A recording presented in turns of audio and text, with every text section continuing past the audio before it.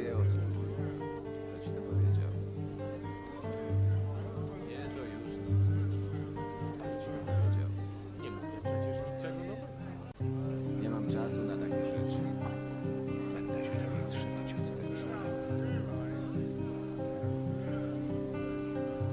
Wszystko jest możliwe. To wszystko tylko plotki. Kto ci to powiedział?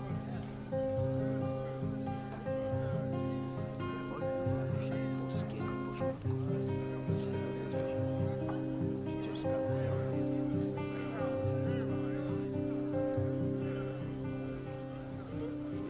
Co on wie o służbie? Dlaczego dowiaduje się o tym? Niektóre problemy same się rozwiązują. Jo, hi. Wszystko jest możliwe. Co on wie o służbie? What we have here? Hi Baldwin. Yo Dragonborn. Hi Goku. Gok. Almost. Gok Dogan that is. Hi Kiki. Hi Melly. Yo Red Knight. Duncan, hello.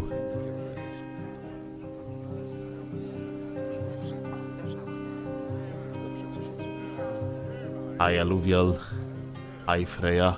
Co on wie o służbie? Yo Ad. What's up gamers?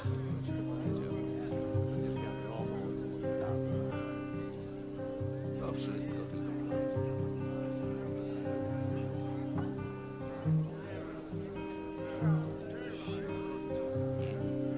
Mnie to i tak nic. Liczy się przecież tylko siła, więc nie opowiadaj mi tu takich rzeczy. Mnie nie musisz to. Streamer fell off, it's no longer a crazy situation. God damn it. Nie doszło do nic.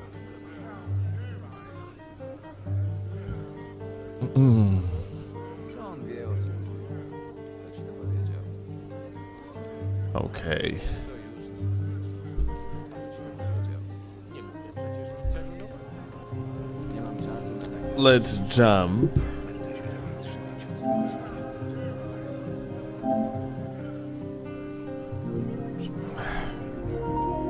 To wszystko tylko plotki. To the game. Genshin PvP stream when? Boskiego porządku. Kto ci to powiedział? Is they didn't implement PvP in Genshin, no? Like, this is, Kiki, Co on wie o służbie? have you tried to like not make jokes that do not make sense?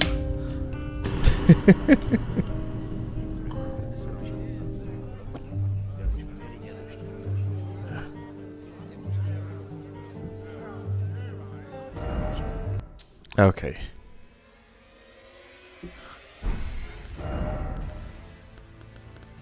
For whatever reason, yeah, energy. For whatever reason, my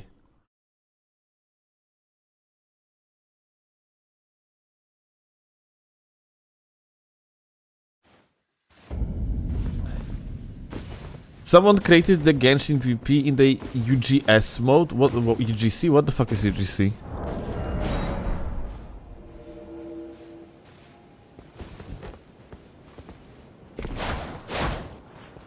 Like, I haven't played Genshin since Fontaine update.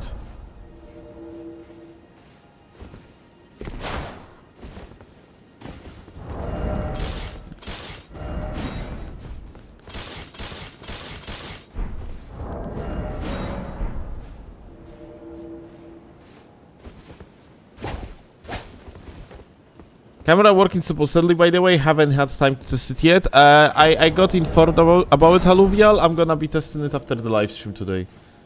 It's gonna be a shorter stream. Gonna release a video today. I have already prepared video and everything, and it's gonna be about Chainsaw. It's with the old clips and stuff. So after live stream, I'm just gonna release it. And then tomorrow, probably gonna release a vanilla video, but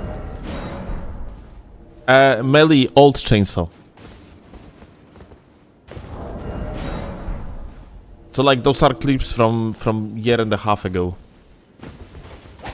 I just had them on PC.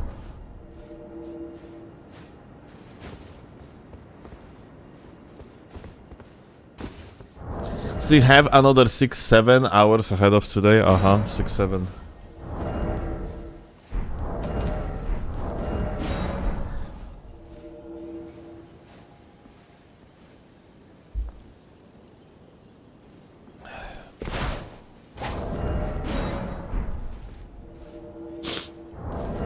Yeah, like cameras for the tournament have to be tested today.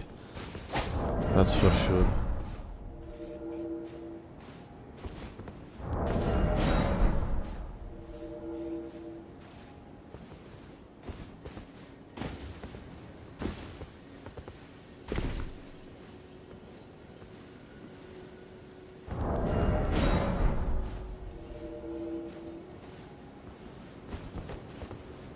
What takes so long to take invasion on PS5?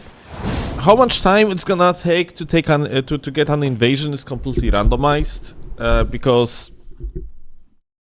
the way how like a matchmaking queuing works in the first place is fucked. You take one part, you take actually 5 random locations onto the map and queue for them. If there is no one in the location or you directly cannot connect with them, then you are simply not going to find anyone, yeah? And there is a chance that you are going to be queuing into locations that have no players for your level to match with. This guy actually unironically fucking sits through the entire cutscene. Are you serious?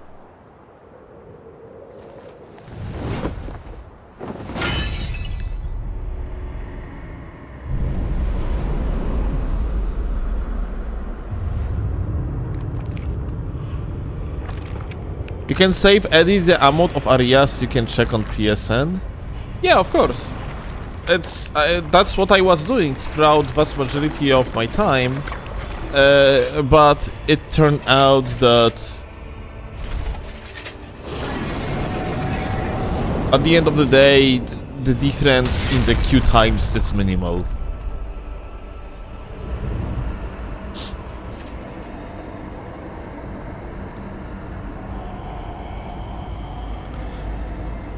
Watching the entire cutscene just to get kicked out of the...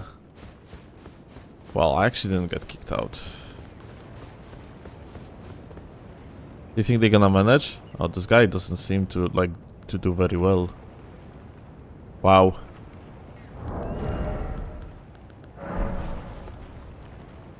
This might be Jover.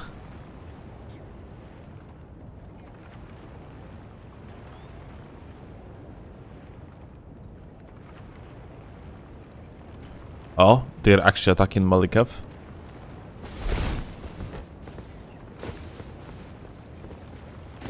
Oh, they are dealing some damage to Malikev actually.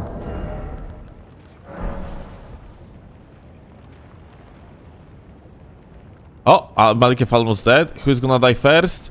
Malikev or the... Oh, the host died! Get fucked! Oh my god.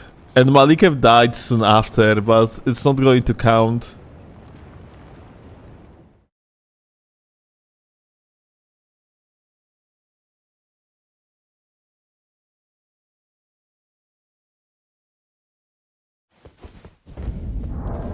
Ah, you mean like to change more areas at once, Melly? Yeah, you told me about it, but you said that it bugs out.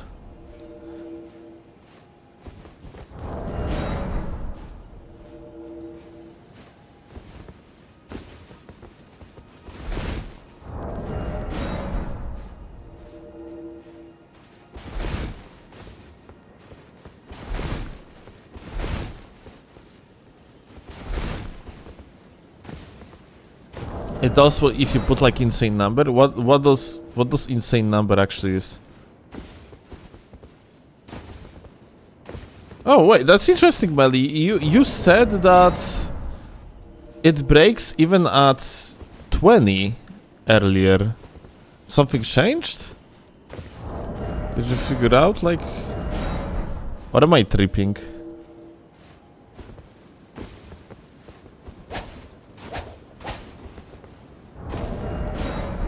Because it would be a good idea for me... You tripping? So, if that would be a good idea to create a tool that just increases the amount of the searches like this. If it's not bannable.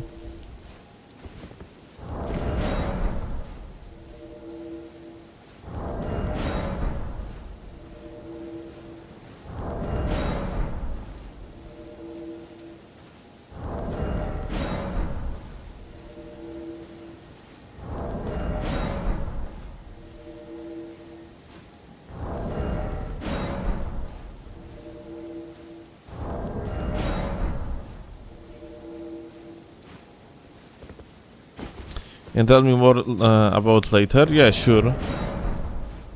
I'm totally interested.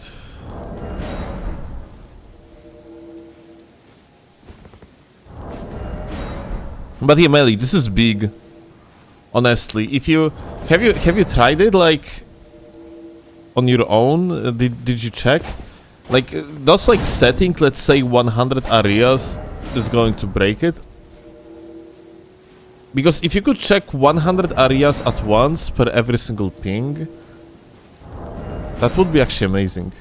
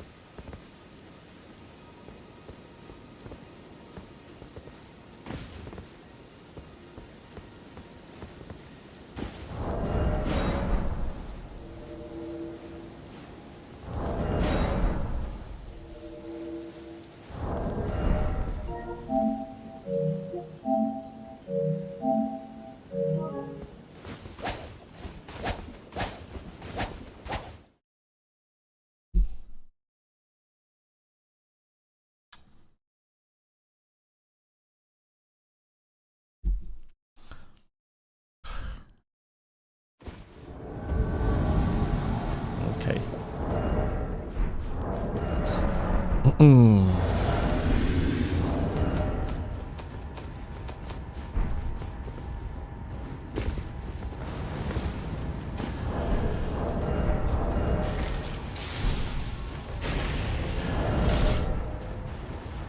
Hi.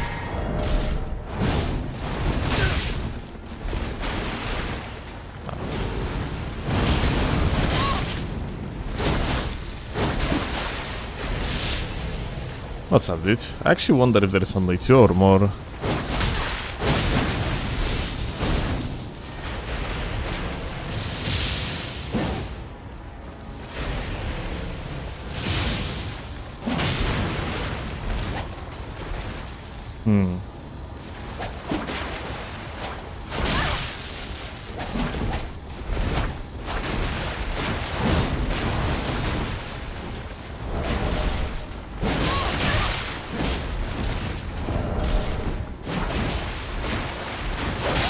Okay.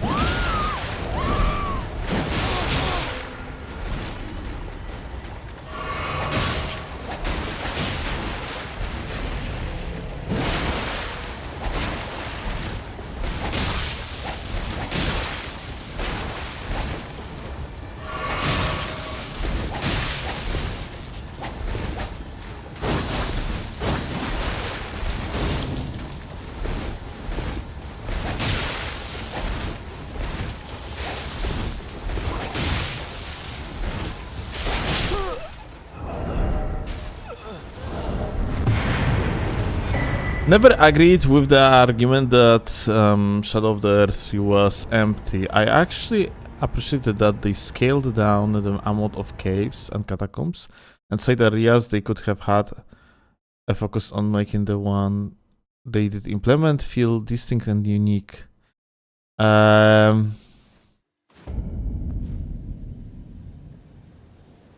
Synesthesia, I think. I think when people talking about empty areas, they mostly mean outliers like Abyssal Woods. Because Abyssal Woods, throughout vast majority of its landscape, they are somewhat empty. Vast majority of things that you can find here, it's nowhere. It's just like huge landscape without not much to do. It's not really very compact experience. Then even worse outlier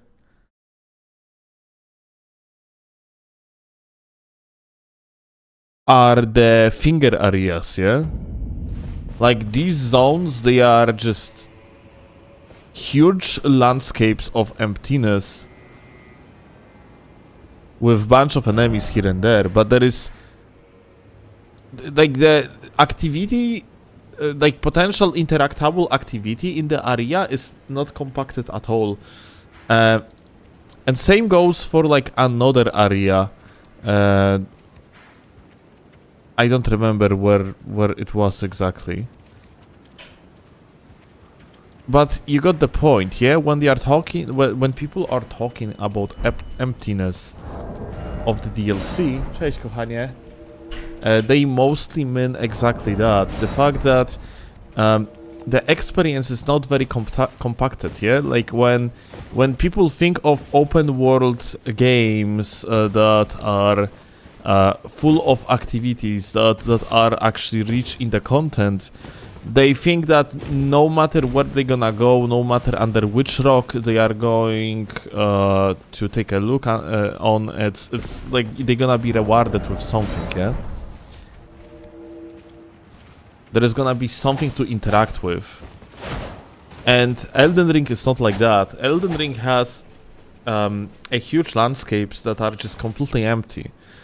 Same Zelda.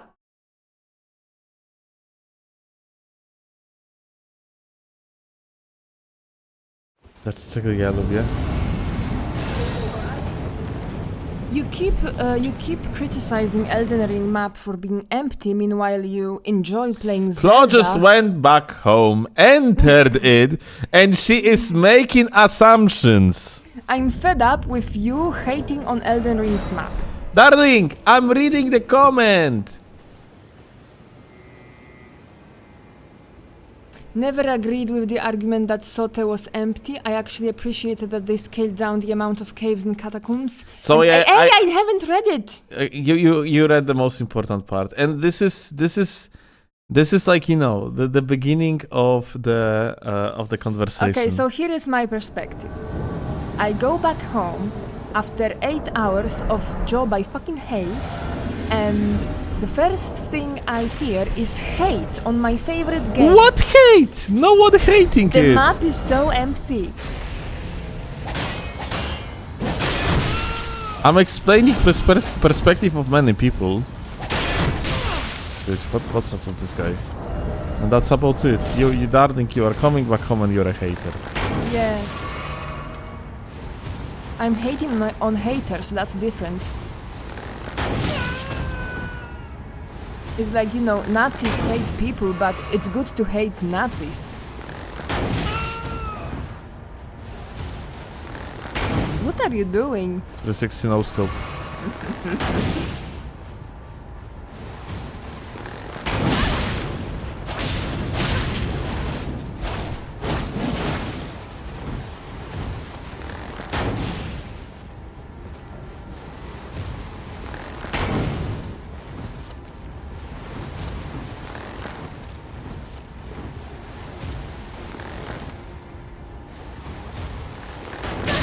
Oh, cheater, he locked on. Oh, There are more people in here. What the fuck? Hi. What's up?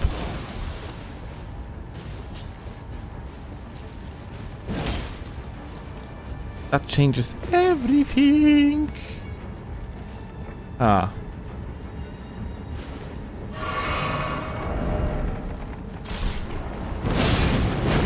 Okay.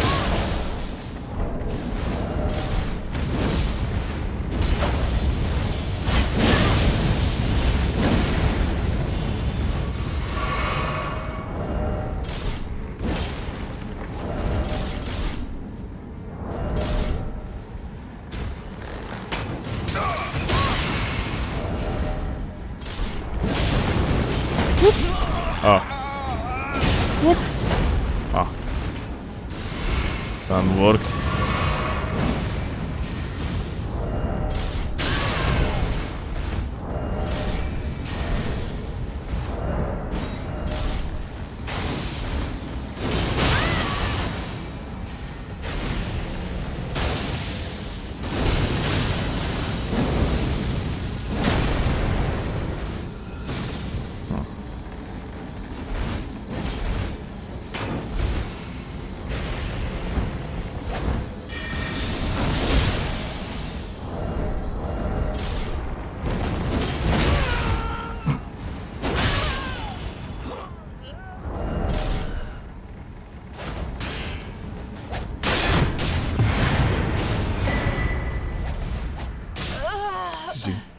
So Daniel just wrote the smartest thing that I've read in a week. Map being empty is not exactly right. Exploration being unrewarding in DLC is a better way to say it. In a series where you are usually rewarded for over-exploring, like illusionary walls or secret bonfire, Elden Ring DLC feels like it's just there to waste your time if you don't go directly to the goal. Yes, I agree. No, I think this is semantics moment. no, not at all. Yeah, like when people say empty, it doesn't mean there is like nothing. There is still a landscape. It's just that there is. That's why I was saying that there is no interactables, in the meaning that you're going somewhere. Let's say right now I am going on the side of the map here, yeah, and just behind this finger there is no loot that I can pick up. Yeah, okay, so then your understanding of emptiness is different from the understanding of the community. That's why. Because when people say the map is empty, that means they have to run a lot to the next boss.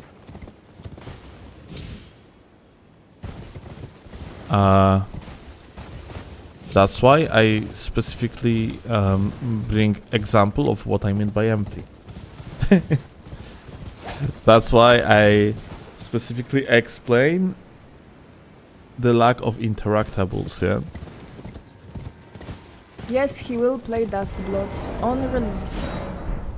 The moment Duskbloods releases, I don't care what Steelovsky is doing.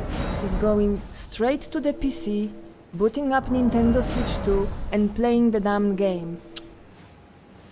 Everything is prepared. He has a Pro controller, he has a working Nintendo Switch 2. We tested the capture card, everything works fine. Except for the colors on his screen, but that's adjustable. And he's milking the content. Yay.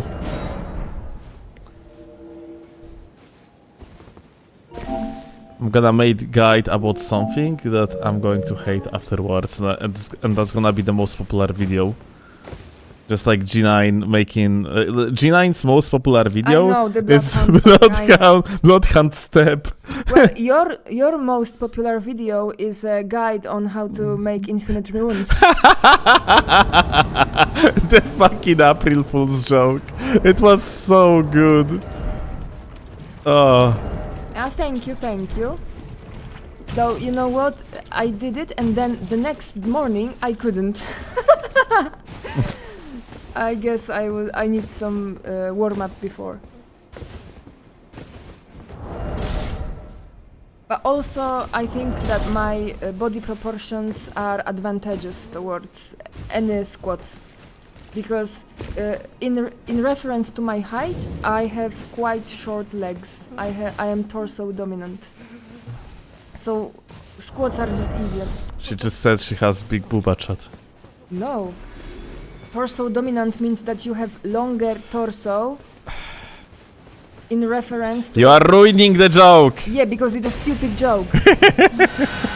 I am aware. Hi. What's up?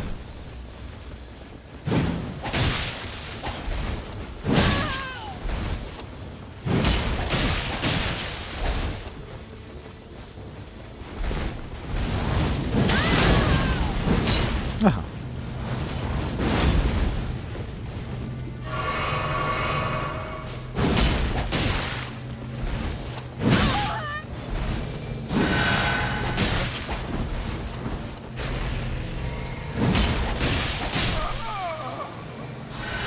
So this guy is actually genuinely just sitting here and luring invaders, by the way.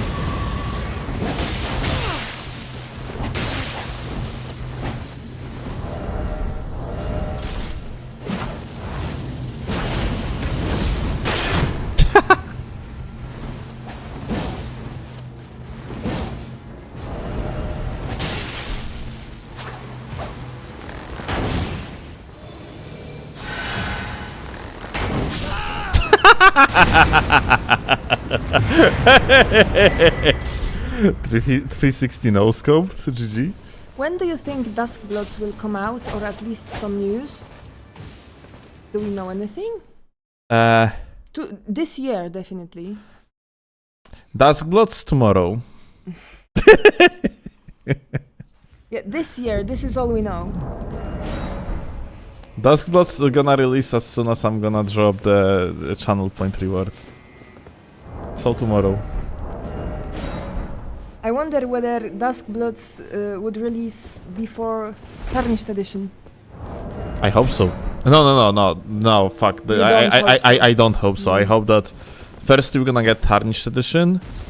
I'm gonna actually make a decent hype based on it. And then we are going to roll the Duskbloods. That would give me like better head start to make content about Duskbloods and hype things up a little bit.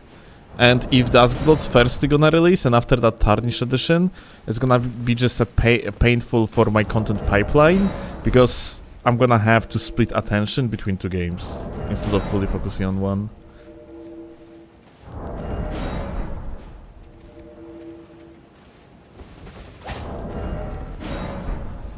Duskbloods releases when Steel becomes a Genshin content creator. At some point, I'm pretty sure we are going to play Genshin on live stream, but the story must conclude. And then I'm gonna make fully free-to-play account and just gonna go through the story. And gonna do the hardest content in the game, because I think that's actually makes for the great content. People were doing that in the past. And it's pretty fun to see people actually, like, so making content from gacha games like Genshin is fucking disgusting when you are playing the game every single day. But if you have like that insane amount of content ahead of you and you don't have to do any stops, you can just like continuously go through the main story. It's completely different approach. It's completely different vibe to all of it. It's yeah. Yeah, but you can't skip dialogue. You're gonna suffer through all of it? I think that's a part of it, because I will be fucking... I will be hating on many aspects of Genshin's story. I think chat gonna do the same.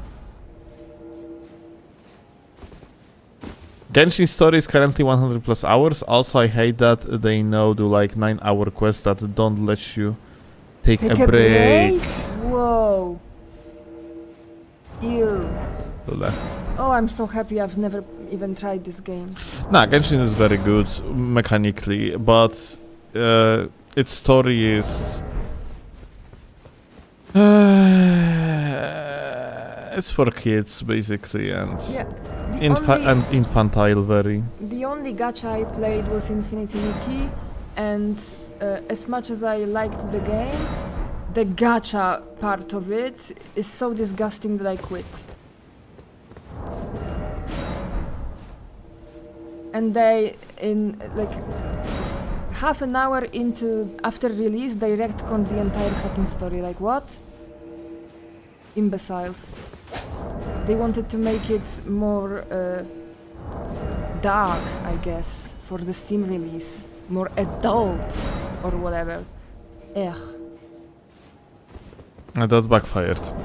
Yeah, and I think that the fact that the game is gacha is a limitation on what you can do with the story. Yeah, it is. It's crippling the creativity Yes. aspect of the game. Yeah. Totally agree. Yeah, it's always like this. Because gachas first and for the most are so like when you have normal game, their initial idea is to make compelling enough game to attract you as a player. The only thing that matters is the product being good enough so you want to play it. The approach of gacha type of games is different because they have to keep you coming back for mostly yeah, I mean for characters. Yeah. It's similarly in television with very, very long soap operas. When they just have to come up with newer and newer ideas and they get more and more stupid. They have to... Oh, cat! Żarcie?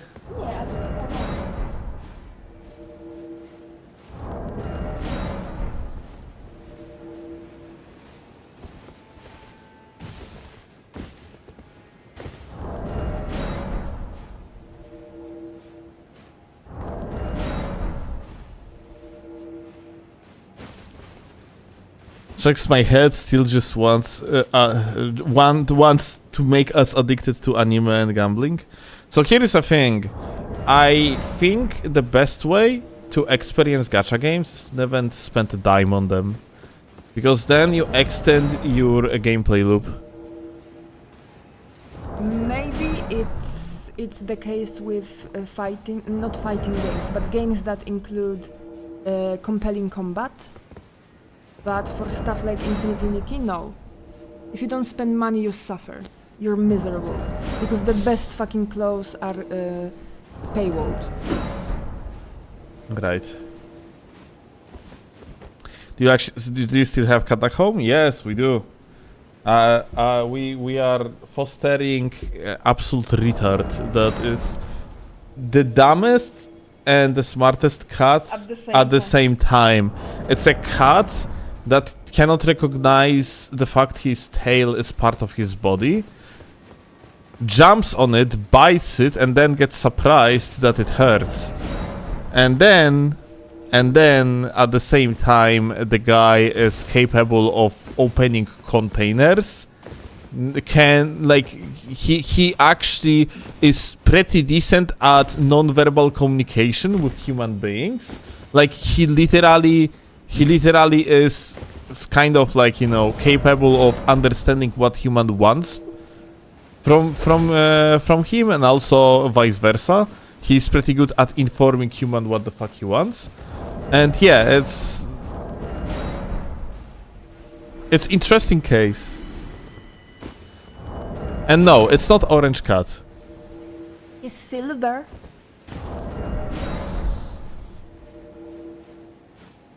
Almost a year since Dusk Bloods and still no news in... It's not crazy, it's FromSoft. They just drop a trailer and then leave you be for a year.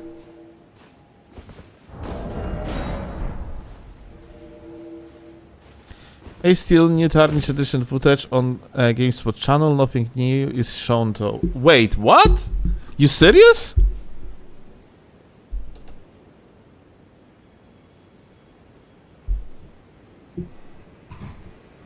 I mean, it's marketing campaign in the process though, so this is not bad. If that's the case. Uh-huh. Okay. Wait. Okay, look at that. Okay, you just look at that. Elden Ring 9 minutes of Switch to gameplay. Aha, Tarnished Edition. We watching it? Yeah, let's watch it. Totally.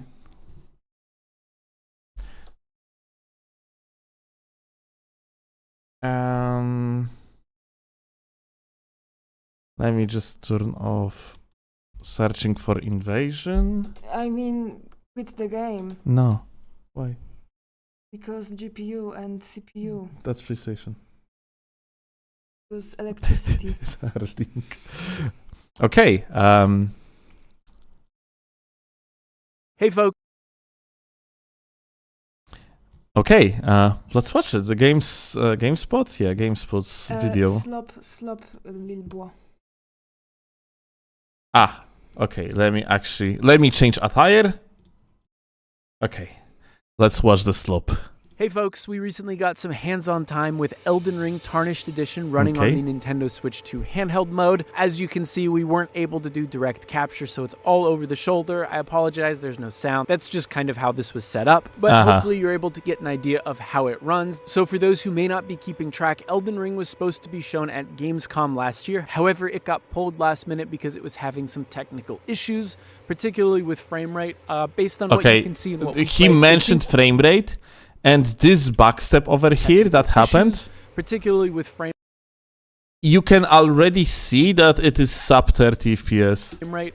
Based on what you can see and what we played, it seems much smoother than it was before. Additionally, this version has some extras, including some new classes. As you can see, we are playing as one of the new classes. Okay, wait. Stats for the classes. I wonder if something changed. So, Heavy Knight has level 10, 14 Vigor, 8 Mind, 17 Endurance, 15 Strength, 11 Dexterity, 7 Intelligence, 8 Faith. Wasn't that lower? Wait. Kowalski analysis. G actually posted G9. Chiński kurczak i posłodzone bataty. Który przepis wygra? Okay.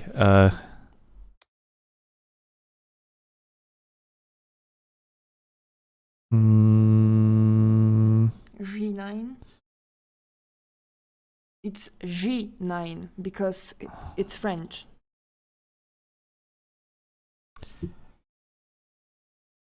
So. Okay. Yeah, it was Hey, they changed the stats, dude. They did it. Look at that. This is a frame from G9's video. Level is here 8. I know it doesn't look very good, but we have to deal what we have. Vigor was 14. Wait a second. They changed the stats. Vigor was 14 and now it's 14 as well. The mind is actually increased to 8. Endurance is still 17. Strength and dexterity is the same. Intelligence is 7. Faith was 7, now it's 8. Arcane is 9, it was 9. So yeah, they added like 2 levels. And they added 1 level into mind and 1 level into faith. So what about the other class actually? Okay, that's much better look. And 7, 12, 11, 13. 13, I think this is also 13? The new classes that Wait. I think they changed dexterity from 15 to 13. It might be also... wait, intelligence is 8, faith is 11, arcane is 6, level is 7, level is 7. Okay, there is a chance that... let me actually open the Epic Pen. There is a chance that this 15 that we have here comes from the fact that this picture is clearly upscaled. So maybe it was 13 from the, like, maybe it was always 13. Maybe it was always 13. Or maybe it is 15, but, well, the level is the same. What is important? The important information is this. Here is like a level 10 on the Heavy Knight, when initially it was level 8. So the Heavy Knight class got nerfed, at least from the PvP perspective, because yeah, Heavy Knight used to be without a doubt considered as much better starting class for duels earlier, and now it's gonna be apparently a little bit worse. That mind point, the additional mind point, is definitely not needed. Faith point as well. Yeah. Playing as Okay, let's continue with the video. as one of the new classes that starts with a curved greatsword. The other class starts with the Milady, which was added in the Shadow of the Erdtree DLC. The guy fat rolling. Something else added to this version is torrent customization. We didn't get to see that here, but we got to spend around 15 minutes exploring the opening area in Elden Ring. As of now, this is still scheduled to come out in 2026, but we don't have a firm release date, so stay tuned for that. Okay. Wait, is that it? Is he not gonna be talking anymore? The guy just gonna be running around from now on without any voiceover? Okay. That's such a shame. I would love to hear more. I mean... Okay.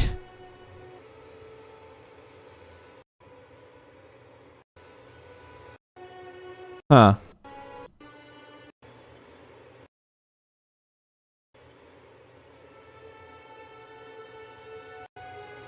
Well, I mean, so the rest is that, like, we just skipping around, I guess. There is... Huh. Okay, bro went to Margit.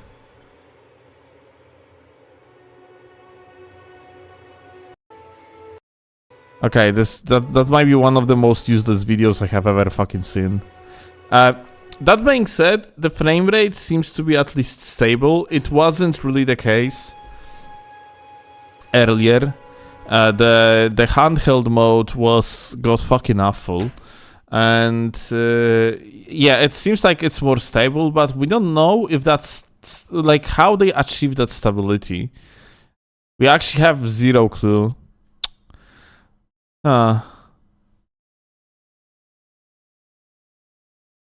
Because, you know, there is a chance that they installed or they added like DLSS, but I think DLSS would be somewhat noticeable, and I don't really see anything here. I mean, the gameplay just looks normally, but at the same time the bar is so low because we are watching at like 30 sub 30 FPS gameplay, yeah? Stable in starting area, Balding says in chat, but well, Limgrave or another location, I would say that there is not much of the difference. They're all like probably somewhat resource hungry. But yeah, okay, so I really had hoped to see more. But it seems like this is just it.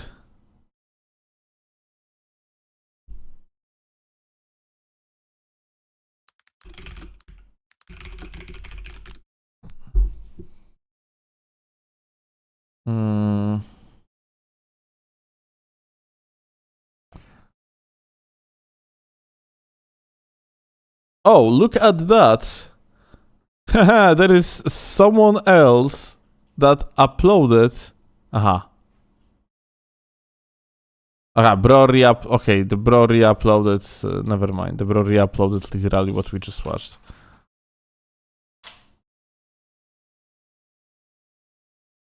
Huh.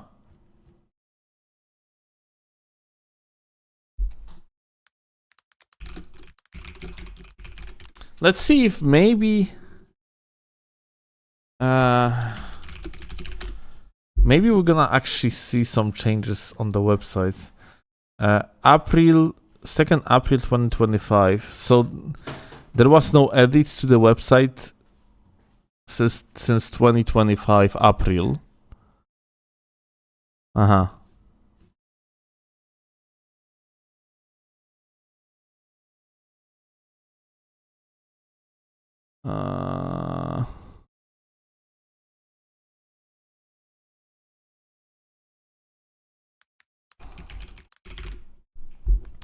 Maybe official website of From Software. Gonna bring some information.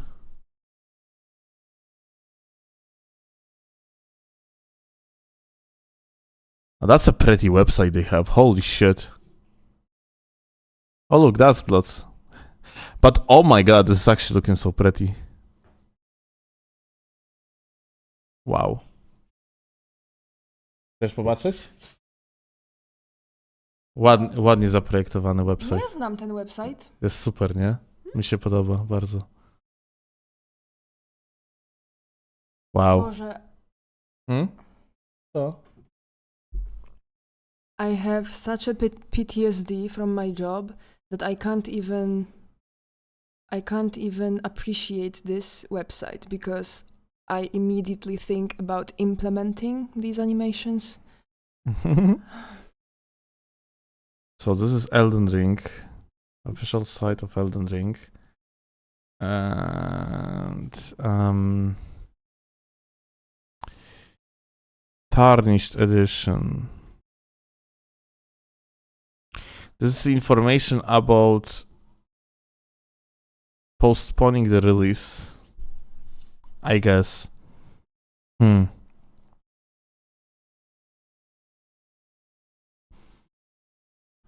But yeah, I guess this is our scope.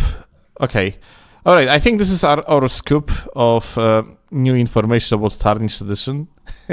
Just literally it. We actually know something new, which is... This is something that I didn't expect. But yeah, that's so interesting that they apparently somewhat rebalanced the starting class, like Heavy Knight. They actually nerfed him. This is hilarious. So yeah, the scoop is that Heavy Knight... So there are like two scoops, yeah? First of all, the frame rate is more stable in the handheld mode. Second scoop is apparent nerf of a heavy starting class. They added 2 levels to the guy, increased mind and faith. So ultimately, you are when people were saying that when you're dueling, when you're like creating characters solely for the sole purpose of dueling, you are saving up to 5 points, which is huge for the starting class when you're limiting yourself to level 150 or 125. And well, now it's gonna be up to 3 points apparently. Oh well, it do be like that. GG.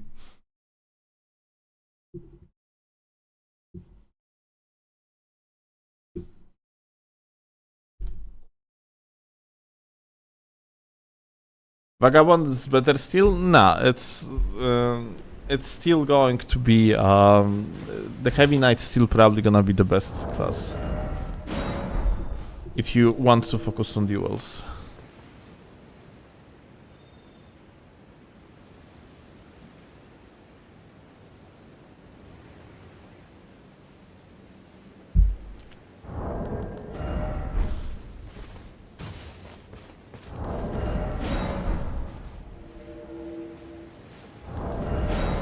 How much points is the Heavy Knight set? We don't know because the guy didn't open the menus.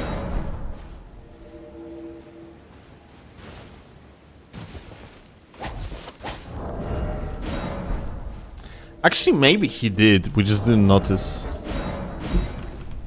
Let me actually see.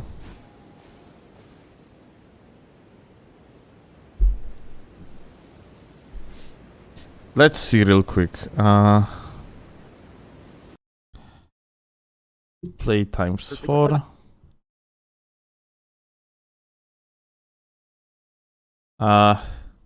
Okay, now, is he going to open the menu even once? Okay, let's see. Maybe the guy is gonna open the menu and then we're gonna see the stats. But honestly, this guy doesn't seem like a player that opens the menus. Wait.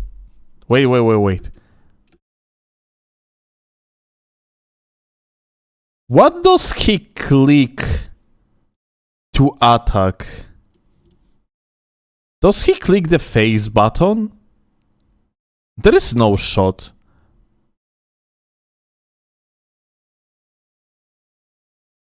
No, he clicks R1. Okay.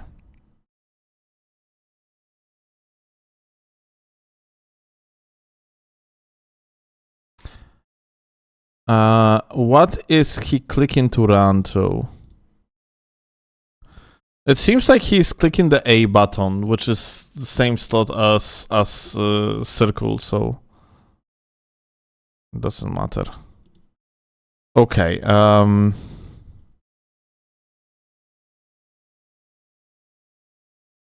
now we didn't skip any menu opening, I assume, isn't it? If he would open menus, that would be perfect.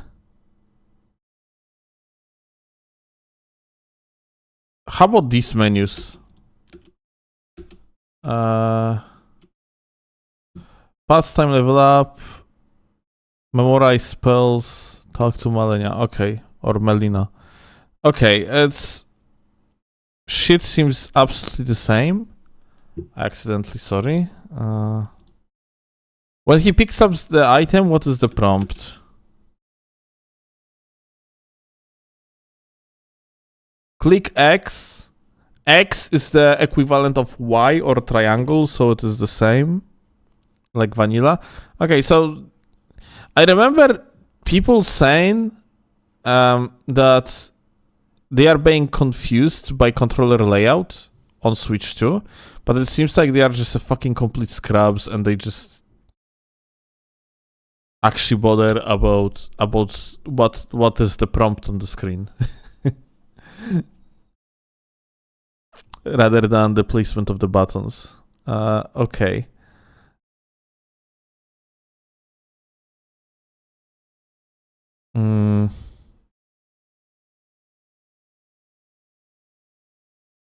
Okay, he just died.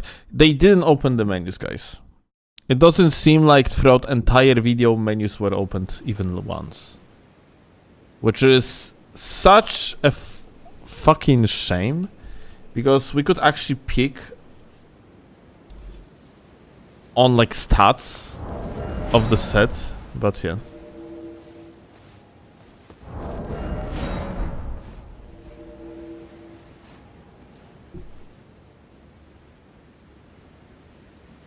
Oh, hip hop.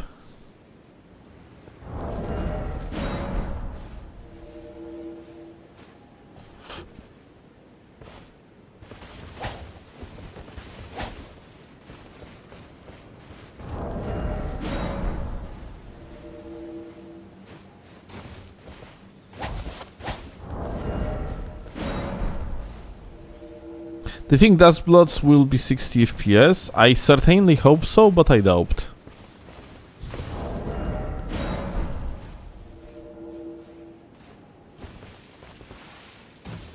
New Great Curved Sword seems generic as fuck. Well, it kind of is, and this is somewhat understandable because it is a starting class weapon.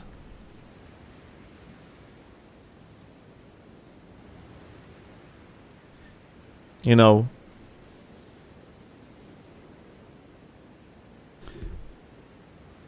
There's like nothing super big about it if you think about it. That's... Same goes for... It only makes sense with the way how From Software designed weapons in this game. You have somewhat of the gameplay progression in the meaning that starting gear is usually worse than something that you can get later in the game. So you have like progression within the same weapon categories even. And that's why one of the starting classes for one, yeah, like has Shamshir. Not Shamshir, sorry, Scimitar. And Scimitar is just a downgrade to Shamshir. So when you are traveling through the game, you can get yourself a weapon that is just in every aspect better. Same goes for spears. One of the starting weapons, I think, is Short Spear, and Short Spear is just inferior to everything else within the category. It's not a matter that it is, I don't know, it has better scaling, or it has like a higher base damage, and others have like a higher range. No. Short Spear in every aspect is worse, because From Software design weapons in the way so you have actually progression within category. So that's why the new LGS is probably going to be worse than Milady. That's why new Great Curved Sword going to be probably worse than every other curved sword in the game. I mean great Curved Sword, yeah.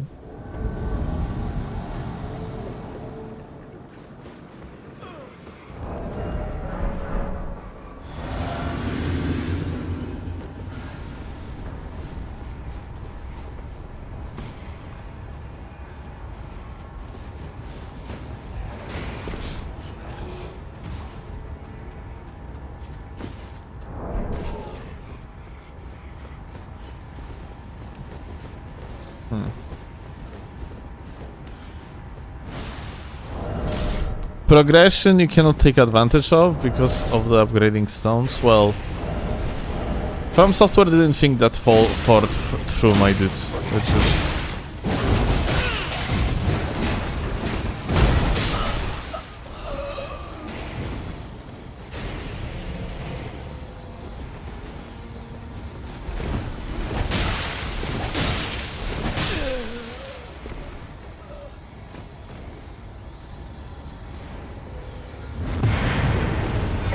I will make new artwork maybe after some time. Oh, Siri, look what I have prepared for today's video release. Although I'm thinking if I'm not going to release Tarnished Edition video instead. Or maybe I'm gonna release it as just additional video. Just shorter one. But check this out. That's gonna be a... Look at that. That's gonna be... I'm finally using your picture for the thumbnail on today's video.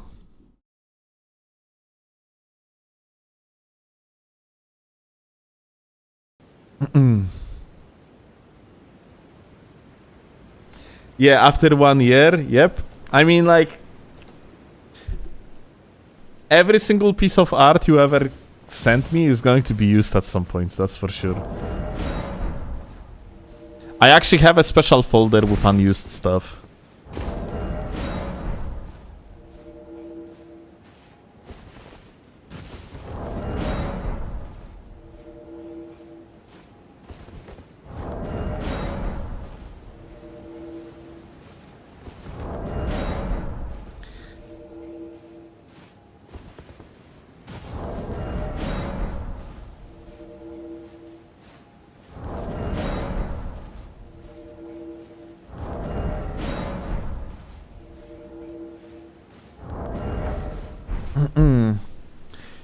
I hope you gave Siri a fat tip on Buy Me Coffee Steal. I pay Siri for every single work she does for me. Usually sneaking in some bonuses because she's doing like more than she should anyway. Same goes for Shiroi.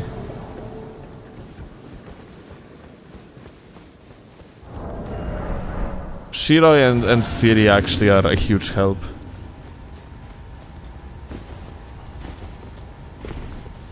To the daily functioning of the channel.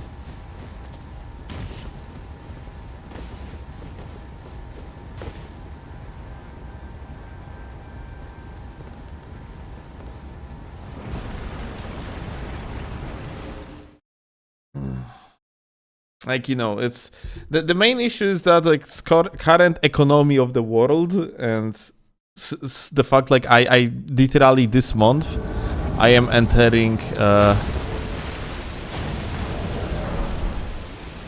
higher tax brackets, in the meaning that I'm gonna be paying more in taxes from now on. It just doesn't really allow me to share more, but if I could, I would definitely pay much more. But I think it's overall like my amount of cash I pay is fine, I think.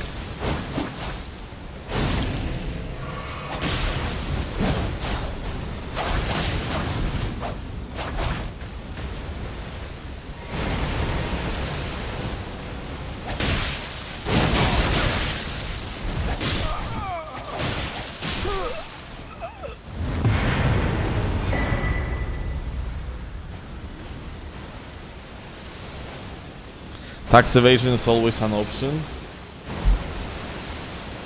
It is, but it might... I kind of just don't want to tax evade, honestly. I just want to have like a fair taxes, not die out of starvation, and just do things legitimately, and that's it. Like it's really that little I ask for.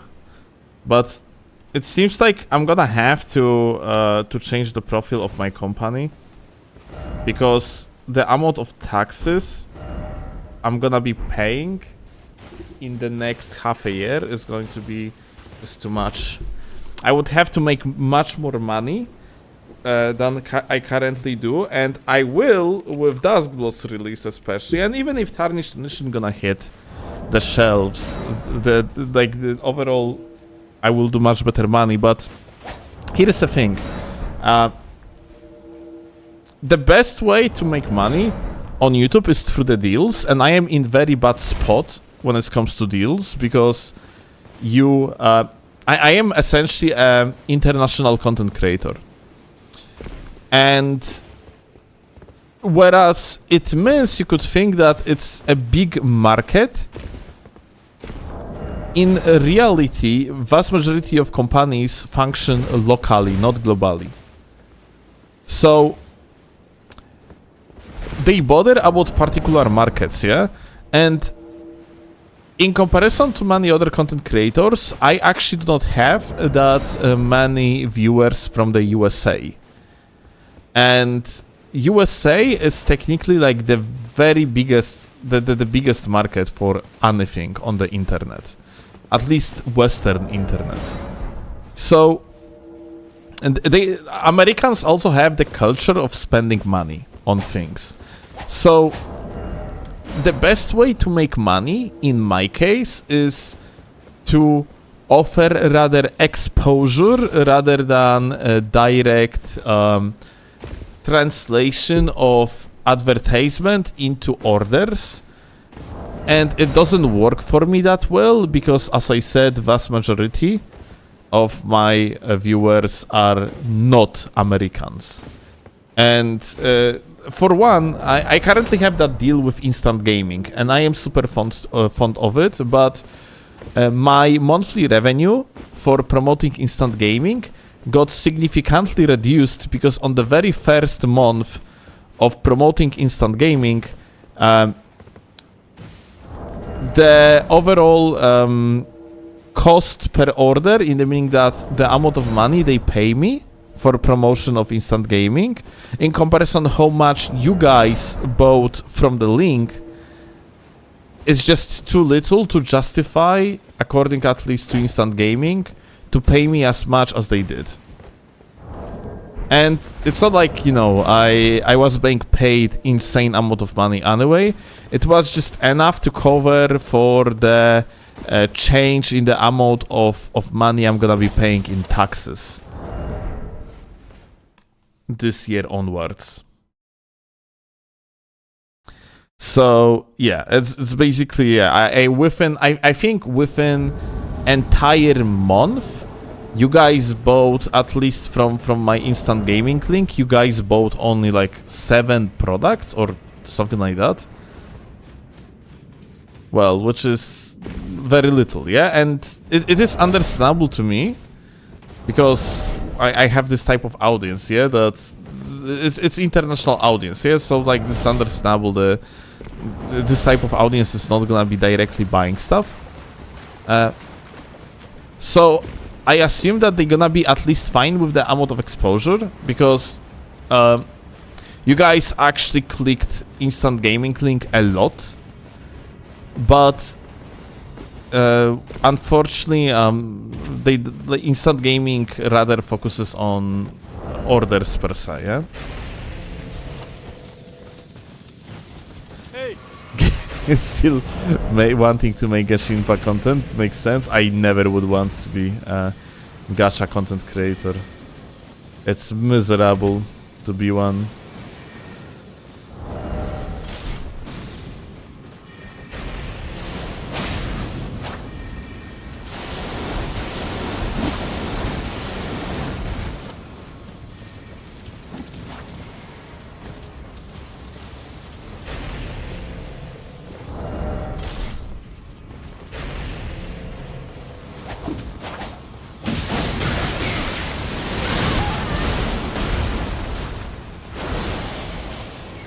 I didn't notice this guy. Okay, let me actually pop buffs real quick, and now we're gonna walk around, gonna try to kill them one by one. We definitely need Assassin's Gambit, so... Okay. Okay. Let's go to the side. We might have a problem. Problem of the nature that this guy is a fucking laggard.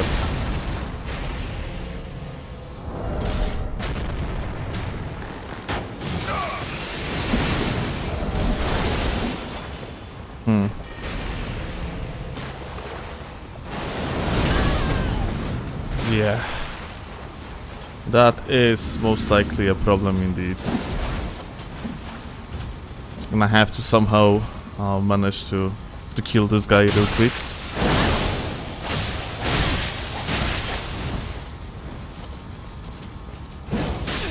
Okay.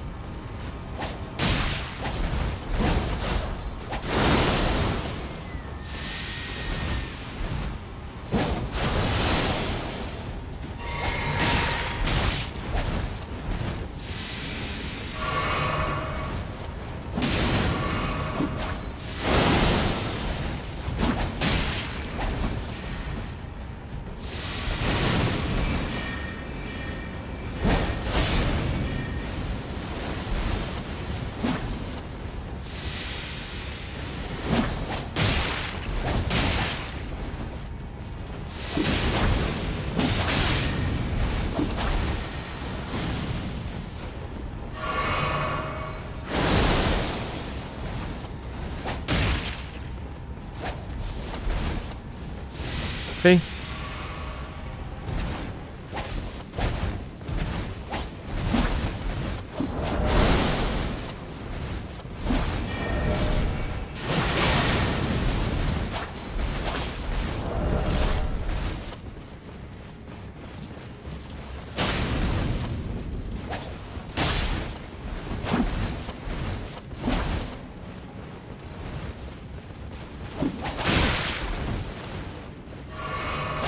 I just want to kill the other guy.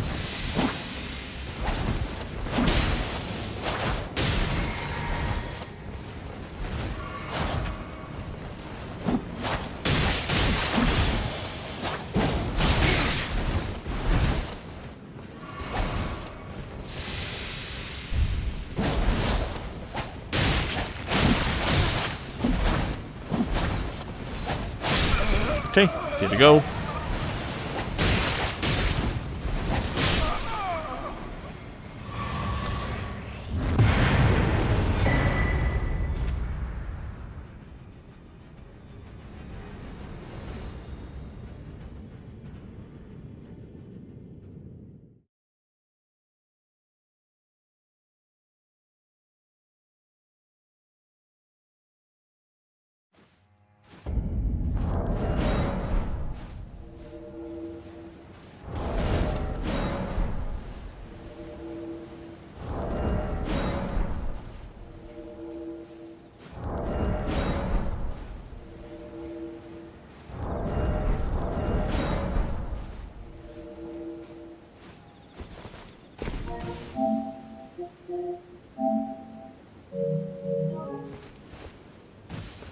Okay.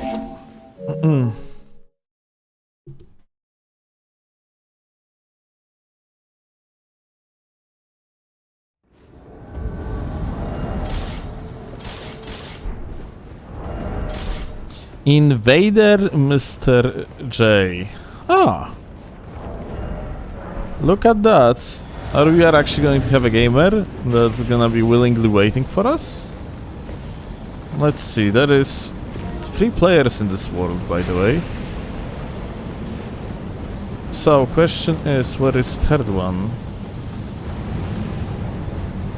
Yeah, apparently. Apparently they are willingly waiting, and...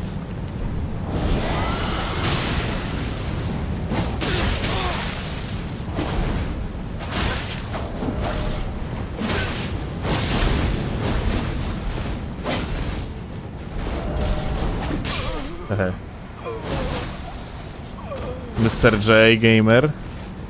So what's the plan now?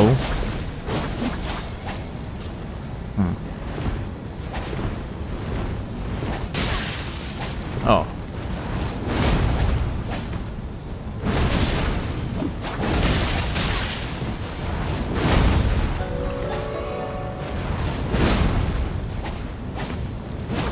I cannot just attack the guy because of the because of the freaking like bumpy ground, or not even bumpy ground, just the slope, yeah. Whoa.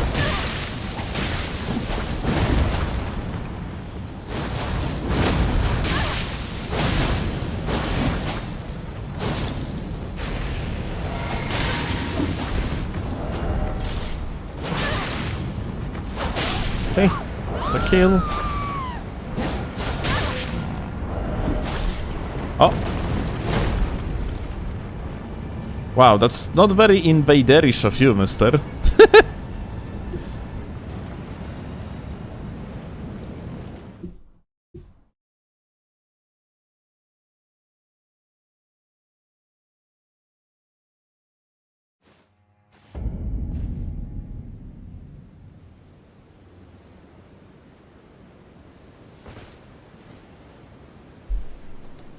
You are Dwartkado. Hi, gamer. Jesus fucking hi. I swear to God, your nickname, when I pronounce it aloud right now, it's actually pretty hard to pronounce. God fucking damn it.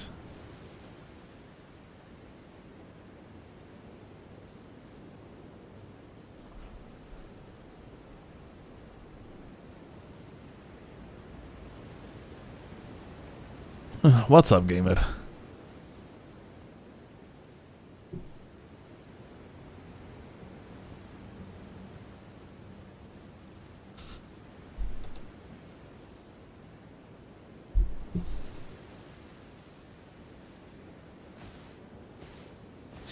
There shouldn't be no fog walls. I'm what you mean.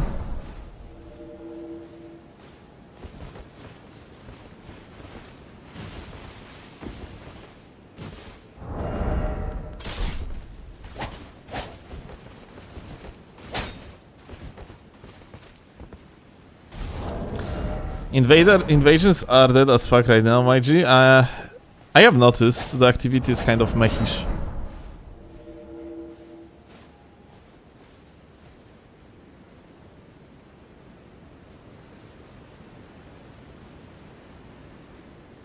Later art, have a good one, gamer. Dagger R1s only do 50 poise damage, so they can't stagger pretty much anybody out of their passive poise, let alone hyper armor, while the hand axe has 135. It actually has 150. Hand axe is weirdly buffed because the first hit has 150 and the follow-ups have like very low amount of poise damage. Because they literally buffed only the first hit poise damage and the rest they left as it was. Which is, I think, like sub 70? PC on PSN? Currently on PSN.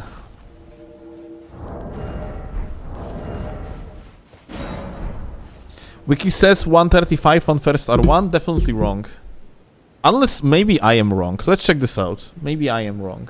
Let's see. Or maybe I'm thinking 200. Let's see. Hand axe. We want offhand attacks. Offhand R1 first. Yeah, it's 150 poise damage. So Wiki is wrong.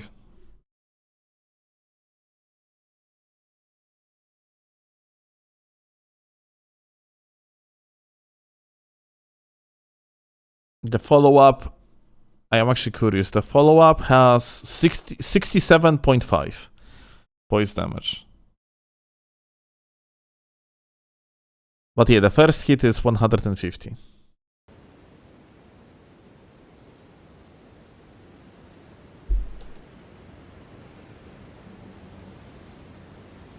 Seven? Shut the fuck up. Thank you, Donut! Well done.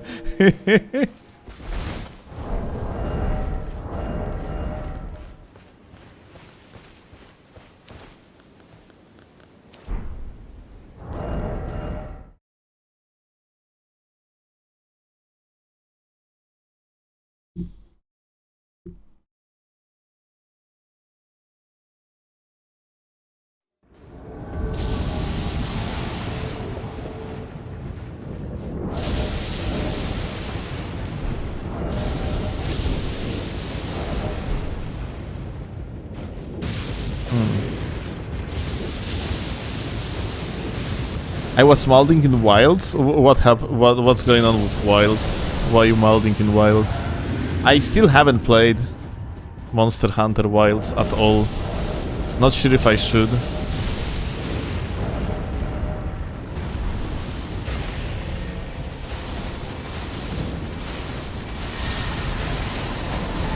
Oh my.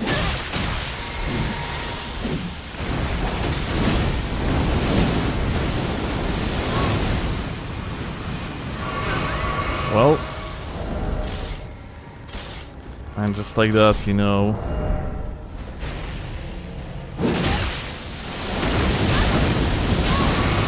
Kurwa, dude, unbelievable! Just in case, if anyone wondered what happened here, the fucking guy's lag, dude. What the fuck? Check this out. Oh, such... I swear to God, why the fuck lag has to help these fucking shit players? It was through combo.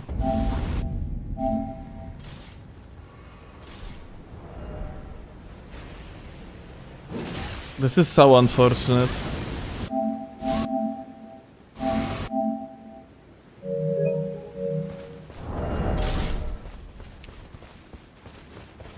Souls games is probably one of the very few games where having a fucking shit net literally just provides you with the benefits.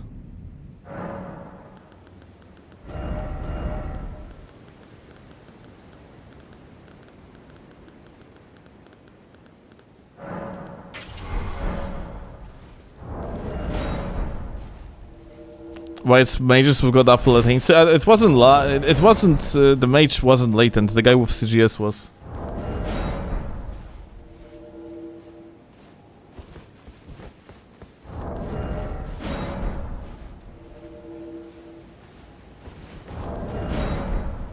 clearly your fault. Honestly, it kind of is my fault. I could have played it around the boulder. And I probably should. Yeah, I wanted to trade with the guy. There's another issue that actually there's another thing that I didn't do, and I should. Is I supposed to change setup to something like this. And then I should also have RKR in the backpack, which I didn't at the time being. And then I would one-shot the guy on the trade. So yeah, unironically though, whereas of course it's frustrating, the game basically benefit people with fucking garbage internet connections and unstable net. There were like things that I could have done better myself though. That's for sure.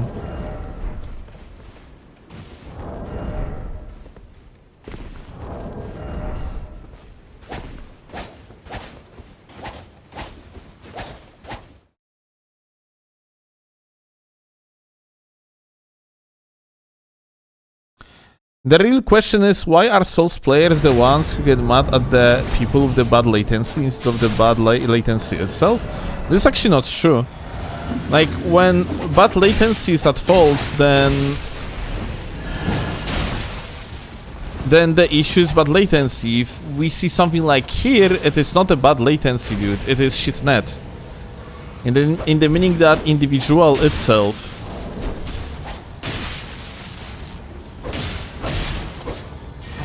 just has packet loss, and packet loss is not latency reliant, it's the quality of the internet reliant.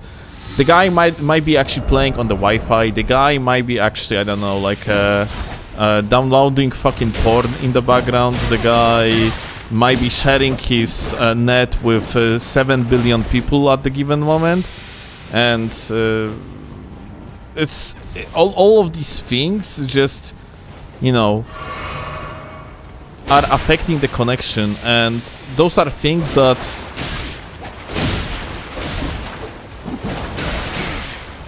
person that is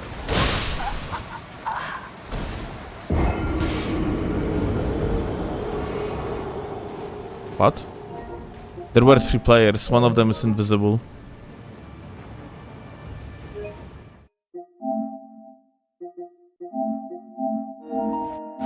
Those are things that... Check this out. There is a nickname of a player nearby, I think. Let's see. Oh. To the side there was a nickname of someone. Oh. Here. Zaid85. Yeah. Like things like that you just witnessed is just not a matter of someone having latency. It's straight up having a fucking garbage internet connection that's supposed to exclude you from playing online. You're supposed to exclude yourself from playing online the moment you actually have such unstable internet connection.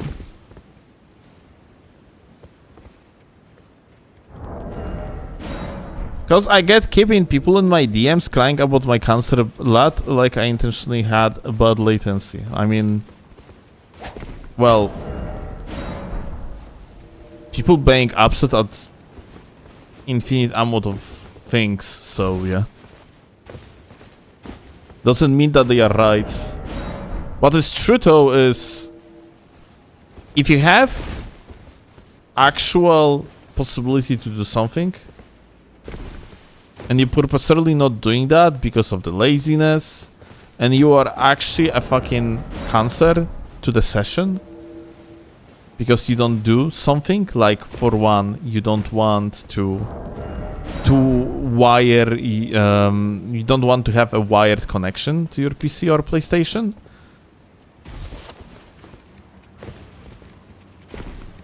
Because it is less comfortable to you to like drag the cable around. Then it's completely on you. And I can imagine there are like situations where there are like some sort of obstacles. Let's say that, I don't know, let's say you are You are a person that's not living on your own. You are just, I don't know, teenager or whatever, yeah, and you are living at your parents' home, and there is issue with router being behind the wall or something like that, yeah. So of course you don't want to talk with your parents and tell them, hey, can I drill a fucking hole in the wall so I have a better gaming experience?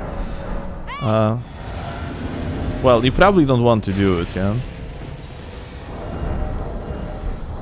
But those are like a small outliers that are usually not the case. In vast majority of cases, you just deal with people not bothering.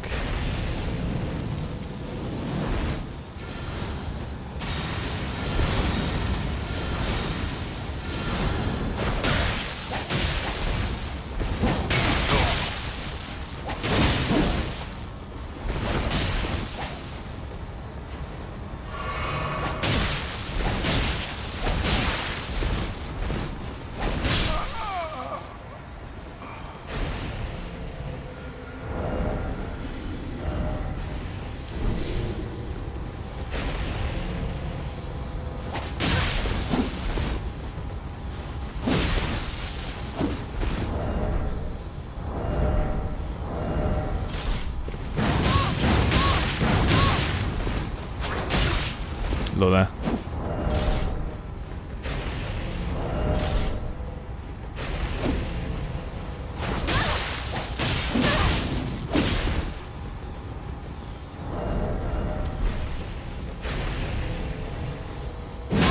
Oh!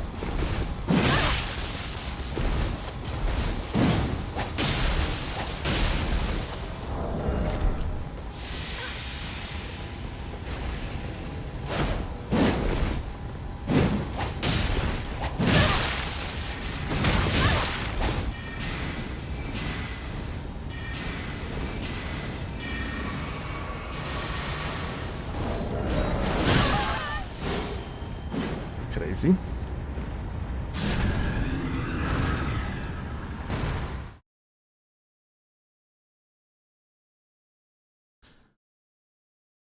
But Wi-Fi with reasonable distance, that's like 2 to 3 milliseconds latency tops and not cause lag. However, PS5 Wi-Fi is garbage. Air is not a good transitioner of signal in the first place. You're always going to have some sort of packet loss related issues, even small, like some sort of jitter, in comparison to wired connection. It's always going to be the case. Yoshiroi. If you can just not use wireless connection, you're always supposed to go for that when it comes to things like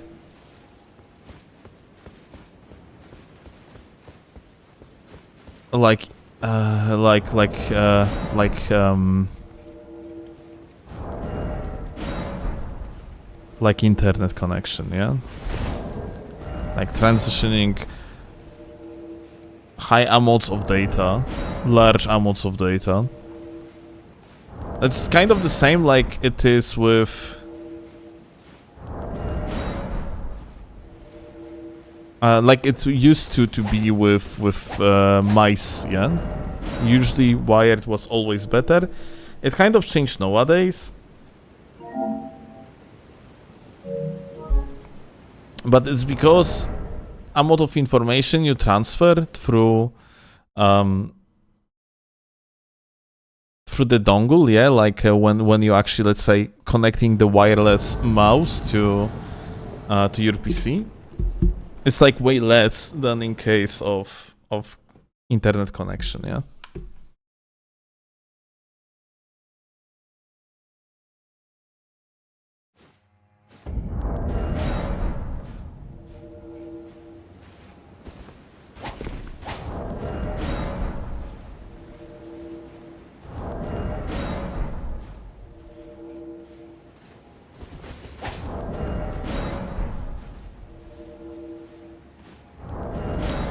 Also, usually you literally just keep your dongle next to the mice, literally.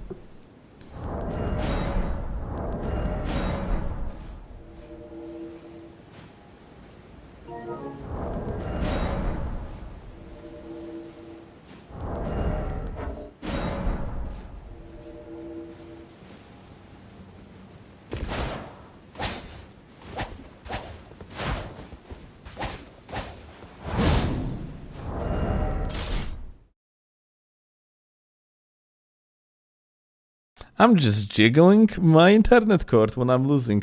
Hell yeah, brother.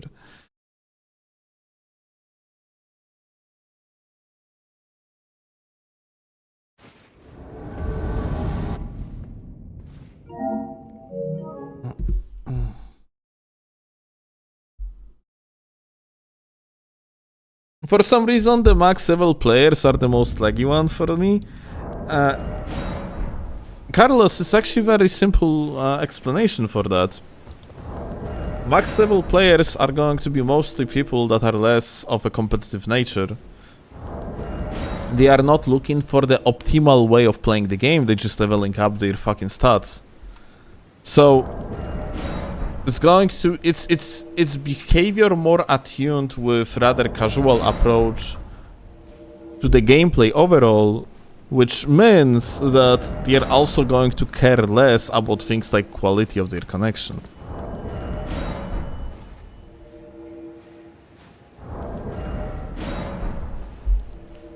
People of more competitive nature usually end up having, by default, let's say, higher ranking in the multiplayer games.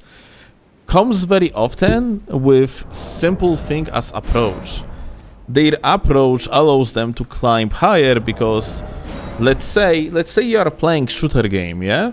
And you are basically one of the basic things you're gonna do if you're a competent if you're like competent competitive player, yeah, by nature. One of the most basic thing you're gonna do is to look up settings that you are comfortable with and give you competitive advantage that are adjusted to you. So you're gonna look for the best potential sensitivity. You're gonna be looking for potentially like decent peripherals that support you, let's say like a mouse 1000 Hz polling rate, yeah, that has a good sensor and so on and so forth, yeah.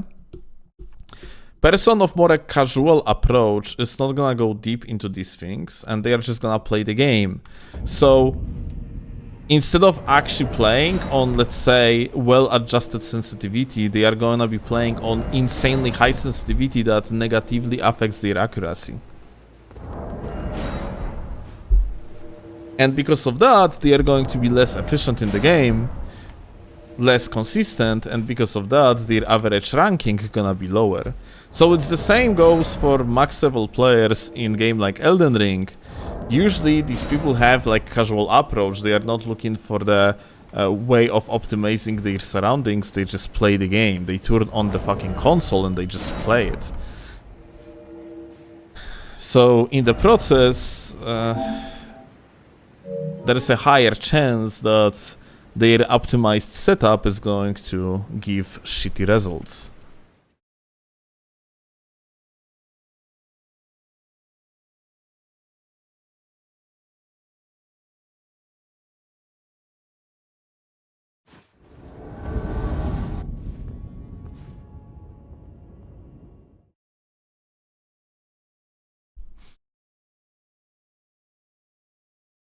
Dunk busts this myth. Some people are just better. Watch him in. Donk for people that are not into competitive scenes of Counter-Strike. Donk is currently considered as the best player in the world in Counter-Strike 2. And he's absurdly talented, so I'm not sure what Donk exactly does.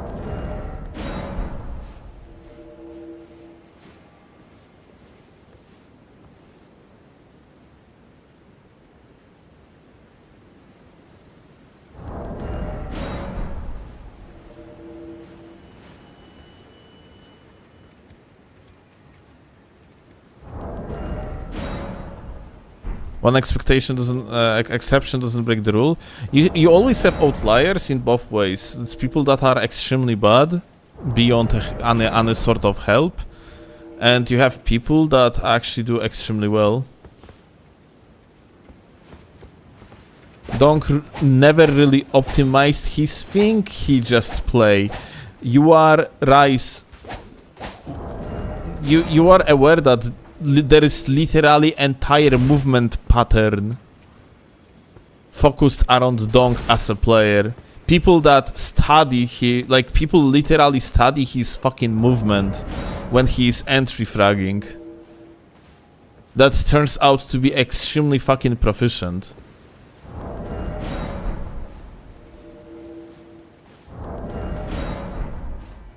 So like, even if a player itself doesn't really care consciously about something, it doesn't mean that they're not optimizing the gameplay subconsciously. Like you said, some people are just better, but those are outliers, yeah? The same goes for, in League of Legends, the best player in the world, well proven, is Faker. Like, Faker is insane, but Faker initially was actually scared of playing ranked because he thought he is just not good enough. He only started playing ranked games after his queue times started being extremely long because he had such high amount of hidden MMR, which is like matchmaking rate, yeah? So his queue times were very long, and then he started playing ranked for shorter queue times, and well, it turned out that the guy is so extremely fucking talented that he defined how mid lane is supposed to be played in League of Legends for decades onwards.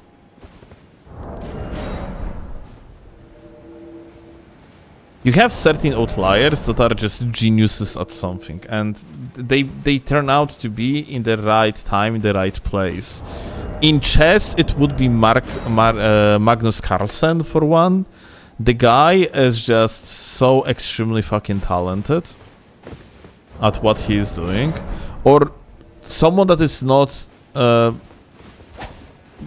top one per se, but around the top, being Hikaru in chess, and the guy is also so fucking talented at chess. Like, some people are built for a particular type of activity, but it doesn't mean, first of all, those are like just extreme outliers, and second of all,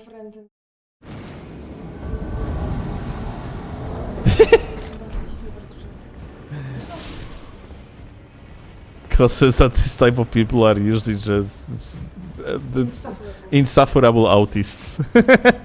But well, point being is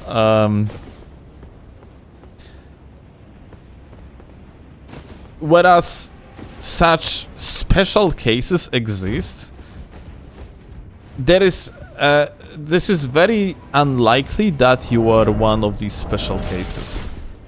But it doesn't mean that even though you're gonna have to put more effort into the same thing and something doesn't come to you naturally, it doesn't mean you cannot be somewhat as good or actually straight up as good as that like very talented player.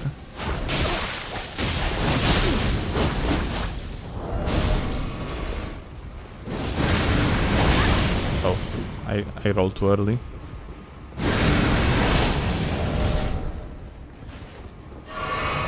Also, talent is not a switch, it's a spectrum. It's not like you are either extremely talented or you are like not talented at all.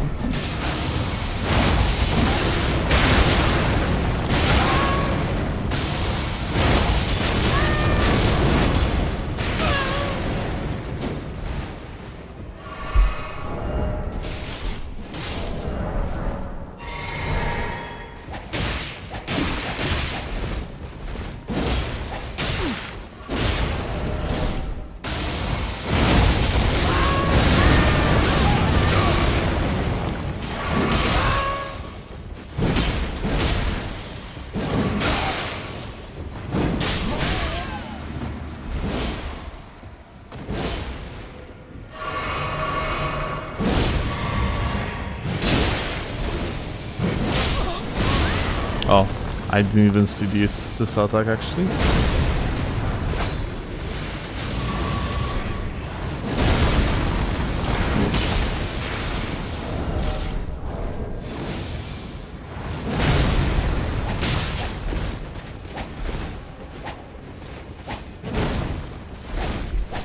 Everyone is talented, but only few find what they're talented at. I don't agree. It's extreme code. It's just RNG. I am definitely talented at something, I just haven't discovered it yet. And the fact that my parents neglected me and didn't push me towards any fucking interests, and I was just sitting at my tablet all day long for 20 Darling, years of my you life are yapping too much. didn't change that. I'm definitely talented at something. Oh, boo-hoo. No, you're Nah, not. darling, come on. That's true. I am not talented at fucking anything. That's actually I'm not fucking true. useless. I'm a No. waste of fucking oxygen. Shut the fuck up, There you are is not. nothing I'm good at. I'm even good at, not to mention fucking talented. God, darling, shut the fuck up. This is actually not true. What It the fuck? is. You are extremely good at yapping and you are presenting it right now. Kurva, I am not. Literally, Yeah. yesterday we watched a good yapper on YouTube. Am I as good as him? Yesterday we watched a video on YouTube by Alex O'Connor. He was presenting some he was reviewing Jordan Peterson versus 20 Ah, right. atheists. Darling, I have no idea. First of all, edited video. Second of all, the guy, it doesn't matter. It's really, the guy is doing it for life.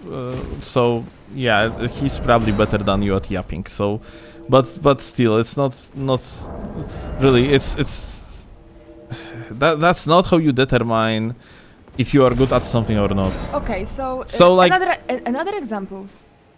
For the past 10 years I've been programming. Am I any good? No. I have no idea. I have no way to determine it. From that, what you are saying, no. But I am also pretty sure that you are better than it, than you are presenting yourself. And then on top of that, you are doing it purely for the money, and not out of any sort of passion. Okay, I used to write a lot. I literally wrote a bunch of books in my life. They were fucking bad. Okay. They were bad because you say so. They were bad because someone actually reviewed it, or they were bad because what reason? Like what is your measurement? I think that I know about literature, and I'm experienced reader enough to assess that that was not a well-designed plot.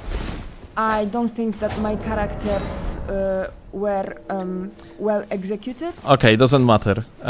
That's not what I asked, because you measure success. You can measure success by various different, like, in various different ways. You cannot really justify or measure yourself, like, unless you're gonna put yourself at the competition against other people in some sort of way. Well, I used to put my things to the internet for others to review. Okay, doesn't matter.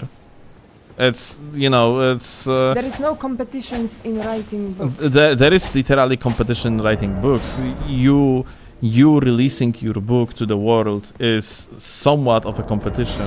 You can itself. self-publish. You don't have to be admitted by It anybody. doesn't matter. People have limited span of time in the world. They are actually choosing to watch or read your content over others. Because it's well marketed or not because it's It good. might be well Actually, marketed. good books are rarely read because people are fucking stupid. Okay, it might be the case, sure. Then you actually you have like different measurements of the value of the book and so on. Sure, let's say like book might be less popular, but it's going to be very valuable because I don't know, it has information that is actually very well desired. Let's say within like particular environment and so on. Point being is that you cannot really make a self-judgment of this type. It's fucking stupid. Like it's, you can make self-judgment about yourself. Why? Why not? You If you have a brain, you are fucking biased. If you have a yeah, sure, but I can acknowledge my bias and I can correct it. You can, but question is if you are right. Because you are assuming that you are right. It doesn't mean that you are right. I for one, so in my case for one, yeah, I as a teenager and at a younger age, I absolutely loved Counter-Strike and I loved shooters overall, and I was pretty good at it. I was putting myself at the competition against others, but I had a lack of talent in one particular department that was very apparent throughout my entire life, and it is ability to aim very precisely with the mouse. Always had problem with precision overall, but I still was able to push through in different aspects, yeah? Movement, game sense, tactics within the game, and so on and so forth, yeah? You are giving me the example of something that is based on the dexterity and so No, on. that's I want examples based on creativity, because I strongly believe that the artist cannot be good if they don't have enough self-reflection and life experience, and many people don't. Okay, define good in case of art. What actually determines if something is good or not? I can speak about literature. So I believe that a book or just a piece of text has to be written in the way that there's melody to it. I believe that the characters, you have to create an... Wait a second, Dardo. No, I have to give the guy back.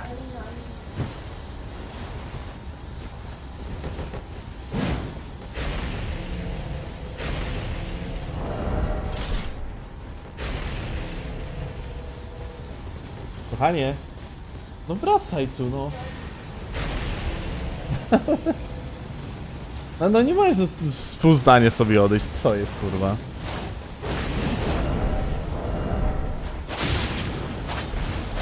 Alright.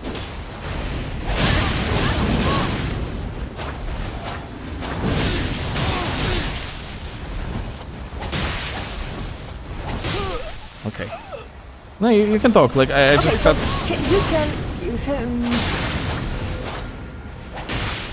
You can tell for sure that Game of Thrones is a better piece of literature than Twilight. Right? I wouldn't actually say so. Oh my god, divorce. I mean immediate divorce. I don't even I wanna wouldn't talk about it. What? Okay, so here is the thing. Defining better in case of entertainment that's supposed to just... No, I don't say entertainment, I say art.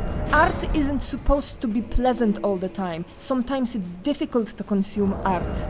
Okay, but Twilight is basically a slope. It was designed as slope, yeah? Oh, I think the author dares to disagree. Okay. Alright. Some people are delusional about their work. But I think like those are like that one of these things that are really not comparable, because Twilight is kind of it's a romance with...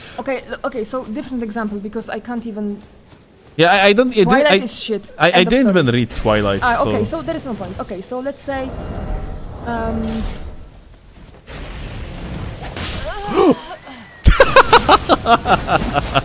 So...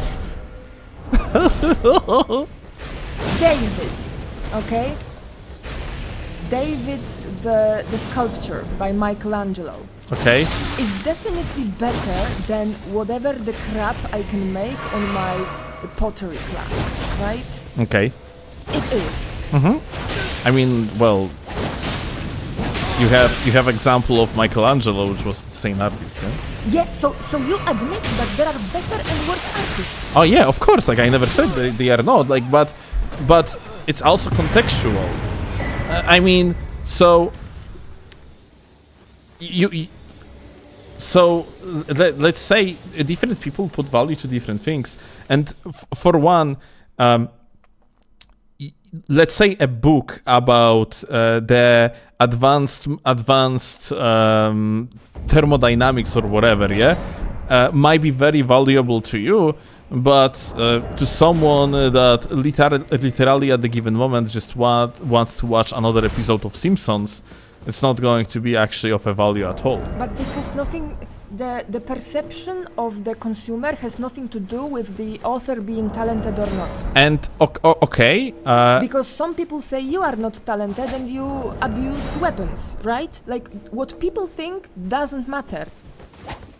okay. There is a level of objectivity by which we can assess whether somebody is talented or not. And obviously, it's not set in stone. It's not black or white. It is a spectrum, but we can measure. Yeah, I would say that's a problem, because like in case of things like writing, I think it is very hard to put two different, well, for the lack of better word, products against each other and just say which one is better or not, because it is always contextual to some point. No, disagree, and here is why. There are some basics. For example, the plot shouldn't have logical errors. If my character died in the last chapter and then she all of a sudden appears 2 chapters later and it's not explained to us why, this is an error. And some authors make those. And this is very obvious error, but there are also more subtle ones. And Twilight is fucking full of those. Okay, I have a question though. What in case if someone actually makes an error on the purpose in order to create something out of it later on? If somebody makes error on purpose, it is his obligation to then explain. Like, this error has to appear somewhere later and be explained. Okay, I'm gonna bring an example. Let's say that I write a book and I have character in that book, and that character, I wrote that he died, yeah? And after that, a few chapters later, that character appears in the book like nothing happened. And then I am not gonna release another book for like 3 years. Okay, but at some point you're releasing it. Okay, yeah, but then like from the perspective from the perspective of this for the next 3 years, people actually just think that I made a mistake. Disagree, and again, I can explain why. So, when you judge a book, you judge it by its entirety.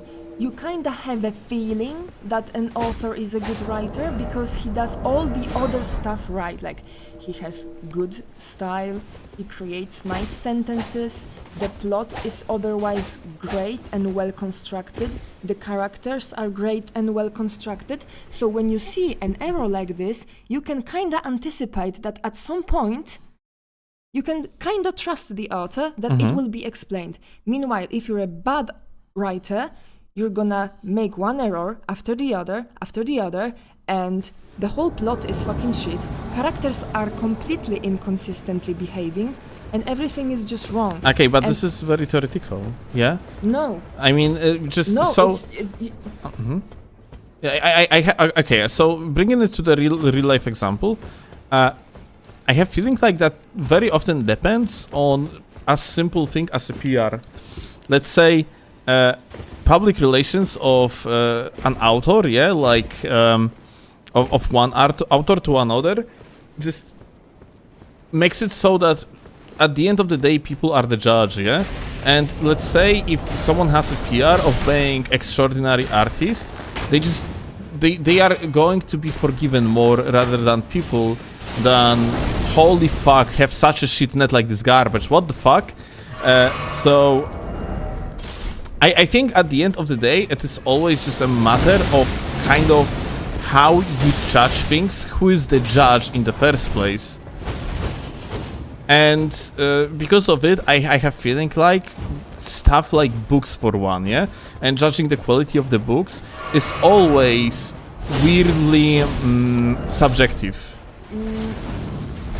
No. Like there is, you cannot set, like I have feeling like you cannot really set rules for it because otherwise I can. you wouldn't have examples of historical artists that were basically dying of starvation and then they were only discovered after death. That's RNG. Yeah, and that's my point. Yeah, but them starving doesn't make their literature bad. It's RNG of their life. If you say that at the end of the day what matters most is what people say, then well, people say that you are a fucking abuser of crouch pose, not a talented gamer. No, this is so realistically there is not that many people that actually genuinely like hate on me. I mean, any fucking casual that has no clue about PvP would say that you just abuse meta. Yeah, okay, sure, but like they are. But it's not an educated opinion. Yeah, but they are negative player, yeah. No, but they are the majority. I actually would say that vast majority of people respect my my gameplay. You live in a bubble. I think this is actually not the case. Listen, when I showed your content to my coworkers that are like Sunday gamers who played Horizon and I don't know, GTA, they don't understand what's happening. You're just mashing weapon. Okay. Yeah, I mean, sure, but they are not people who have never played any video game, but they just don't understand the subtlety of PvP. Okay, but sure, but you don't have to understand the small intricacies of the PvP in order to see that something looks somewhat skillful. No, I don't agree because I didn't see it in you. Like, you impressed me with fucking glitch, with fucking chainsaw. Yeah, which yet again. But all the other of your stuff, I didn't see anything impressive about it because I didn't understand it. Okay. Then I came to understand it and I could appreciate your skills. Okay, but you still had something that you found impressive anyway. One thing that's like This guy. Melly, I heard chainsaw. One extreme example, like extreme. No, mommy and daddy aren't fighting. We are just discussing, and when Eastern European people discuss something, it sounds like a fight. But we're not fighting.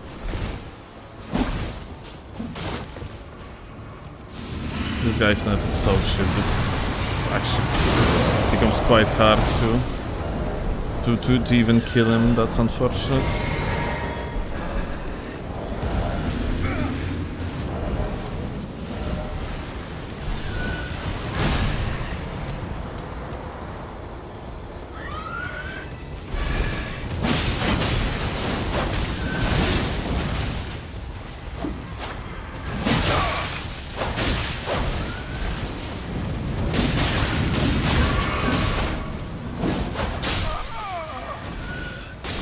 Okay, this guy died. Another example of like it being actually hard to kill someone just because they have shit net. Unbelievable.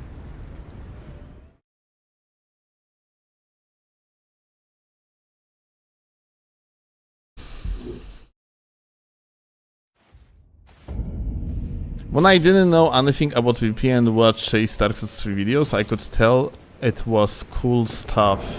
He brought up Chase. Well, that you know, Chase was still better than vast majority of people that used to play that game, yeah?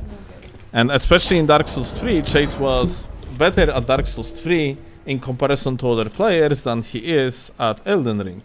And he's still, in comparison to other Elden Ring players, and still he's better than vast majority of Elden Ring players anyway.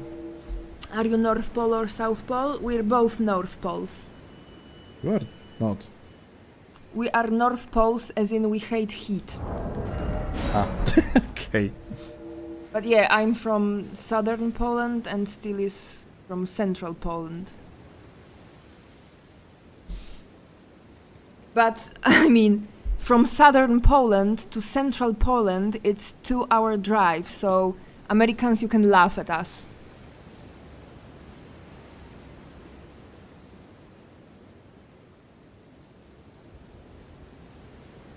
Being disrespected by a loved one and something is something no one, especially a partner, should have to endure.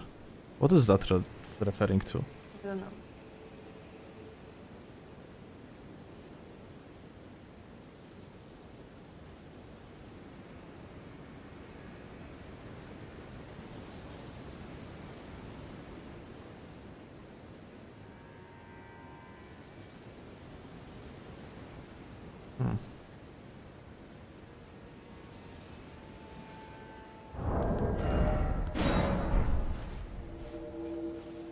Steel's pain is felt. Wait. What's going on? I am so confused. Is there... is there even a singular individual in the chat that thinks that I was disrespected somehow by Claw right here? It doesn't really make sense in my book. What did you even say that would actually... Że mi nie imponowałeś, jak nie wiedziałam, jak działa bieg?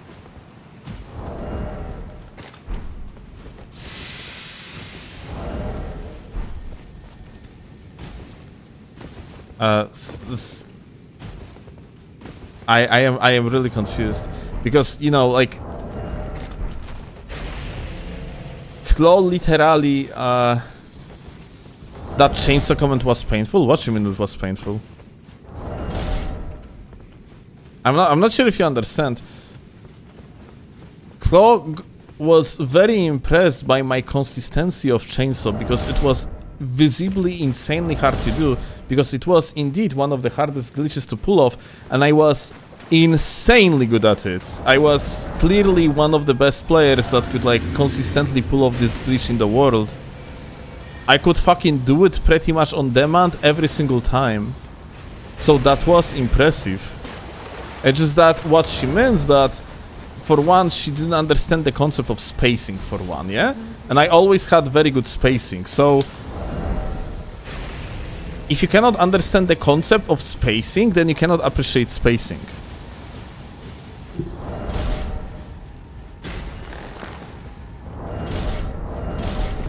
So she did appreciate something that I was doing that was more obvious. It is something skillful rather than something that is less obvious that's actually a skillful activity.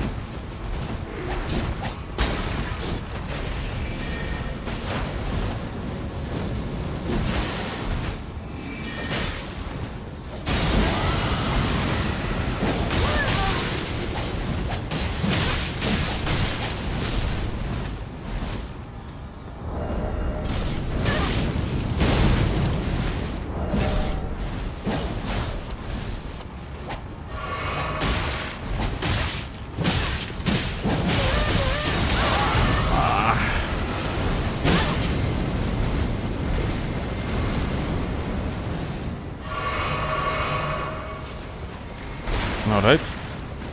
This guy definitely needs to be killed. So let's do it.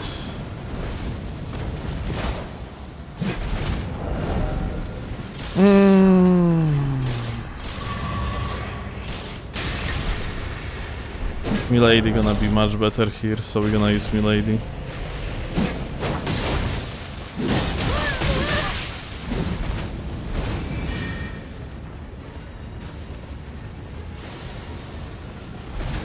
Okay, didn't go close enough to me.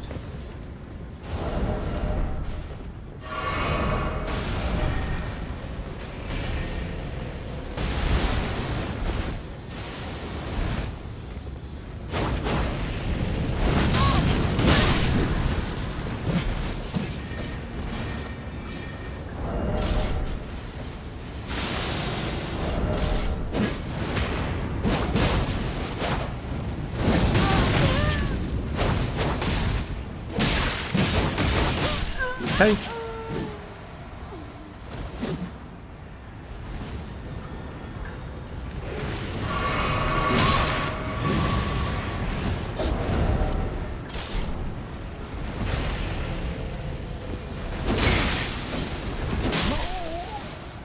Here we go.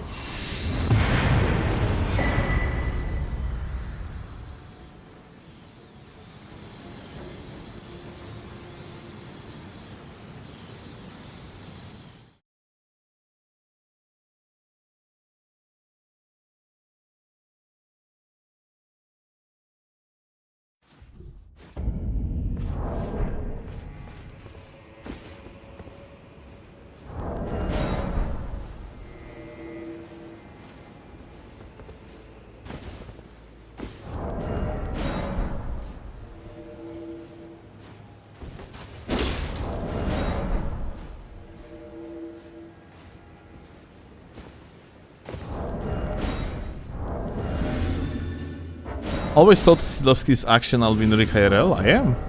Of course. Second generation gamer.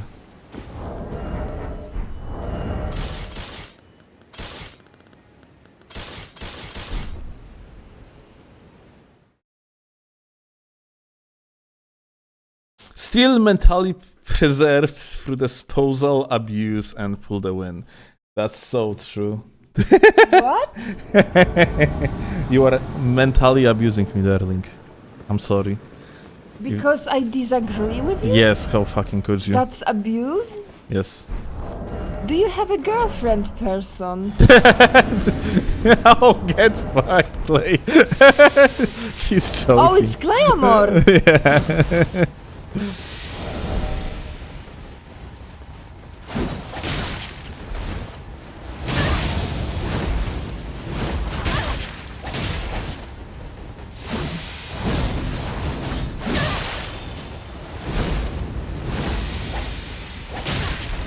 Oh. What the fuck that backswing actually landed?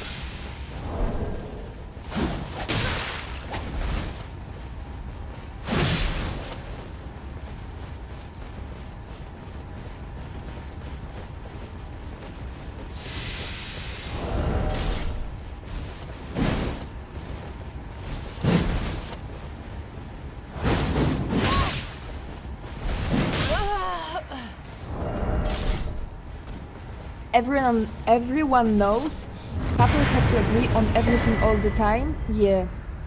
I mean, we kind of do.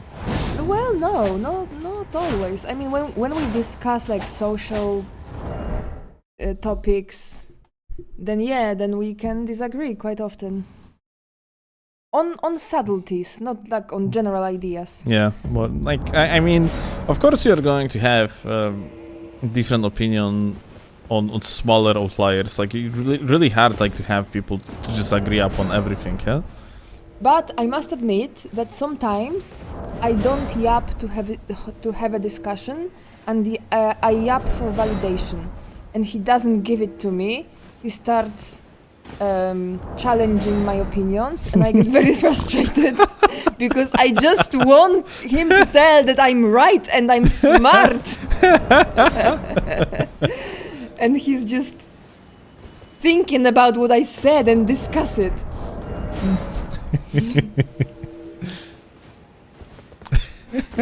That's true, actually.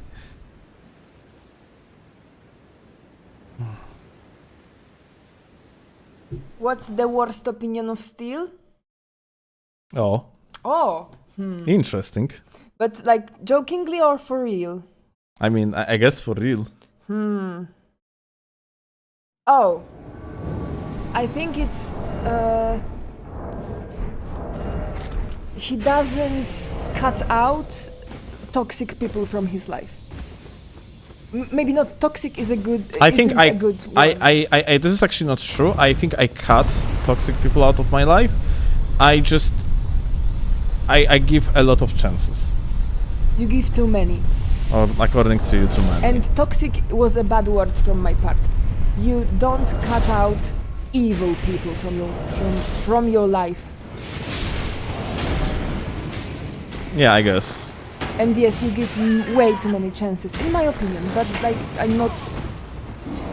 It's not like I can tell you to just stop talking to somebody, right?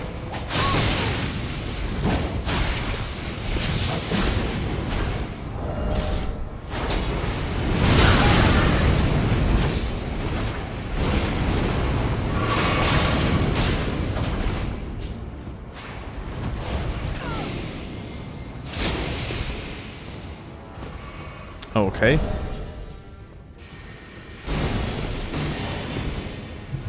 It's gonna be one of these.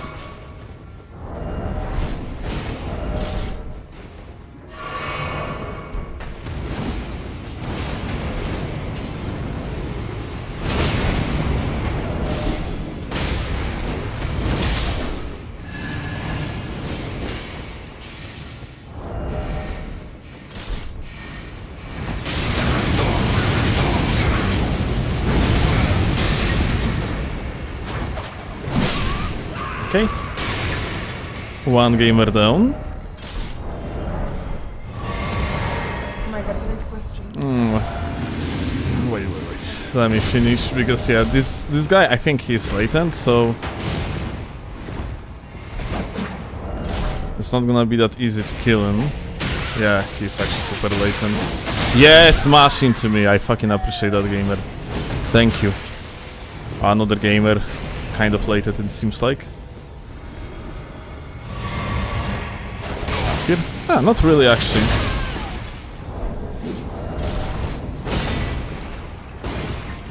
Click L2.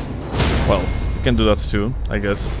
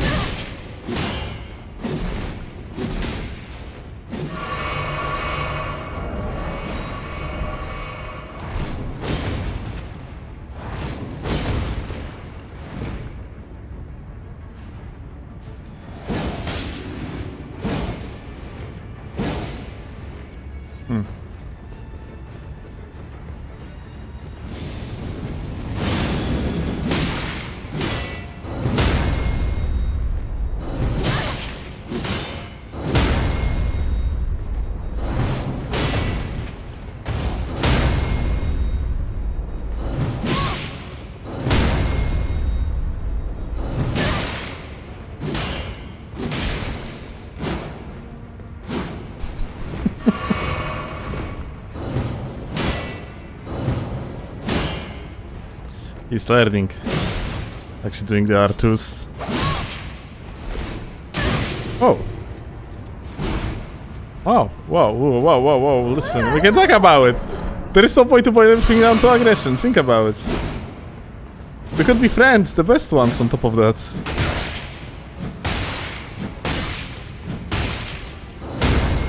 Okay, we're just gonna finish.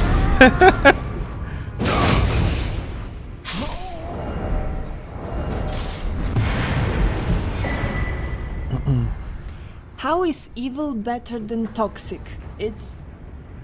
Toxicity isn't always intentional. Sometimes people are toxic as a defense mechanism. And evil is intentional, or somebody's aware that what they're doing is wrong and yet they don't stop. Or they do bad things for personal gain. That's evil. Toxicity, not always. Toxicity is obviously frustrating and can be harmful, but it's not always... It doesn't always mean somebody is a bad person and that they deserve a complete cutoff. I am toxic. Sometimes. It sometimes happens, yes. At my workplace? Bro, all the time.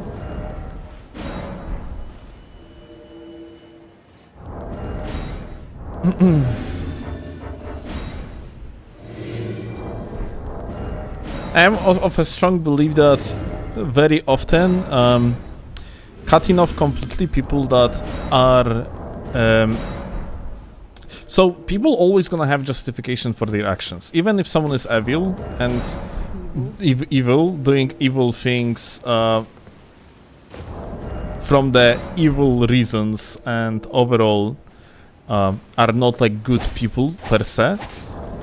Doesn't mean that in their head they do not have justification for that, and they probably do not perceive evil deeds as actually evil. No, I don't agree. Well, Having a justification doesn't exclude awareness that what you're doing is wrong. Okay, well, still, at the end of the day, my point is that people are very different. They have very different values. They perceive the world very differently, and excluding people that are considered evil, like altogether, as long as they are not directly heavily detrimental to the society, might only destine their evilness, for the lack of the better word.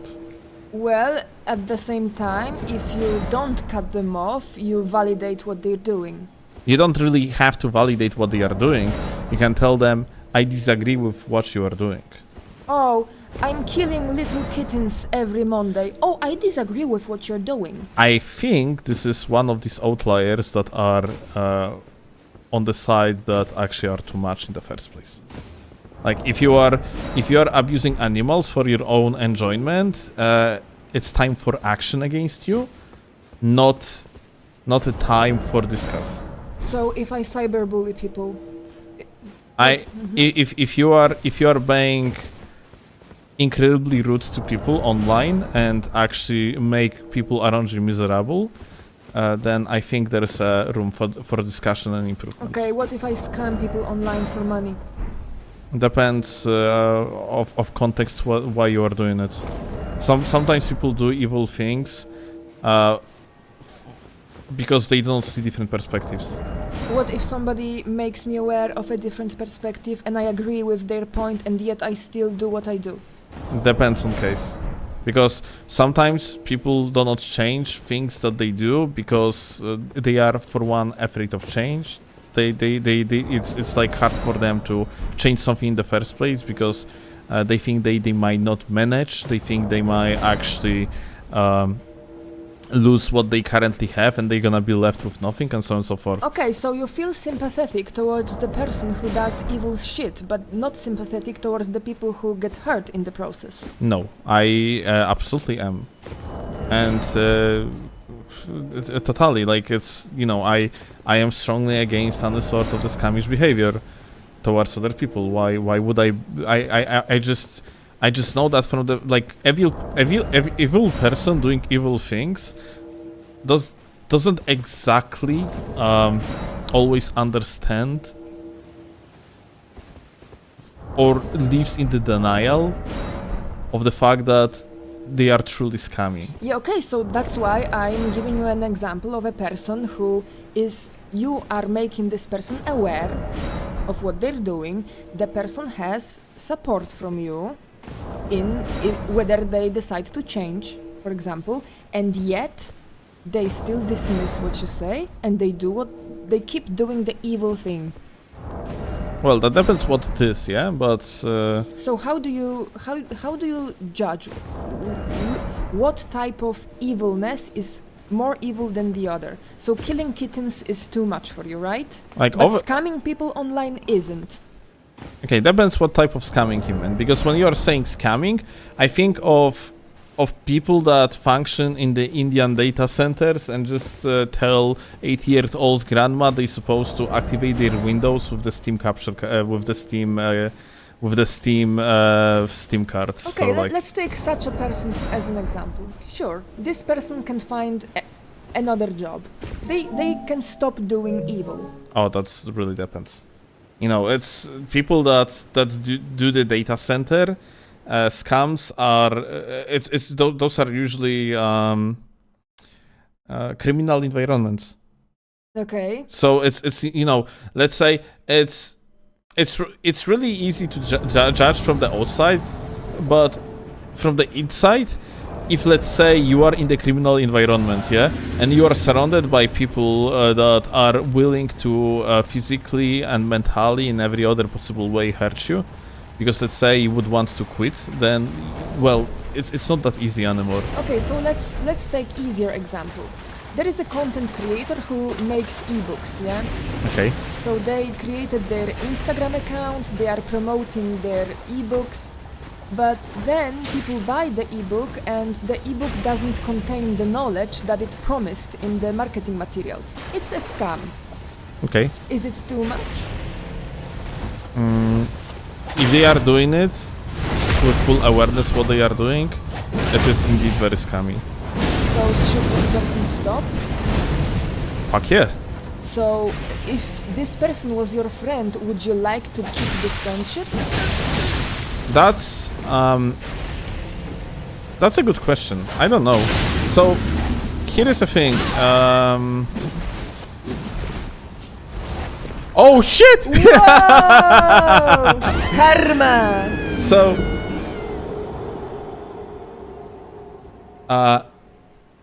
so here is the thing.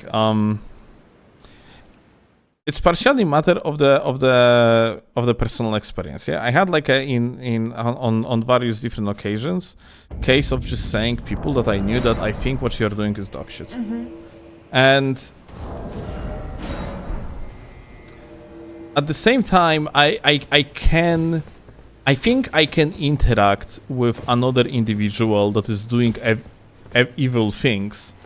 And let's say, I don't know, like you said that, I think I could interact with an individual that is... Oh, I actually have a friend that even went to jail.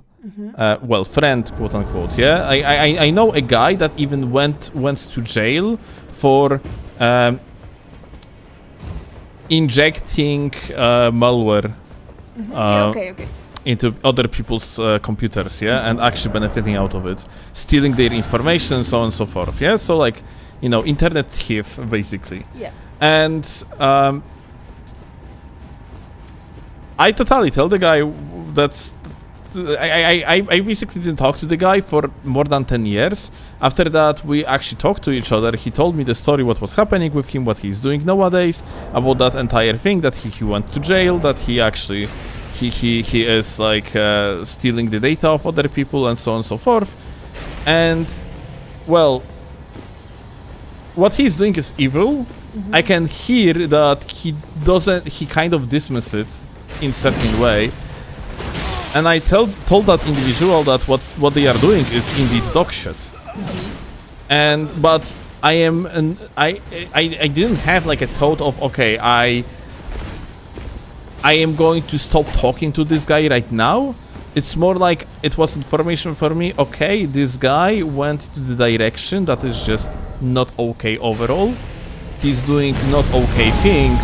I'm gonna be careful around him. Okay, so would it make any difference if this person stole my personal data? Yes.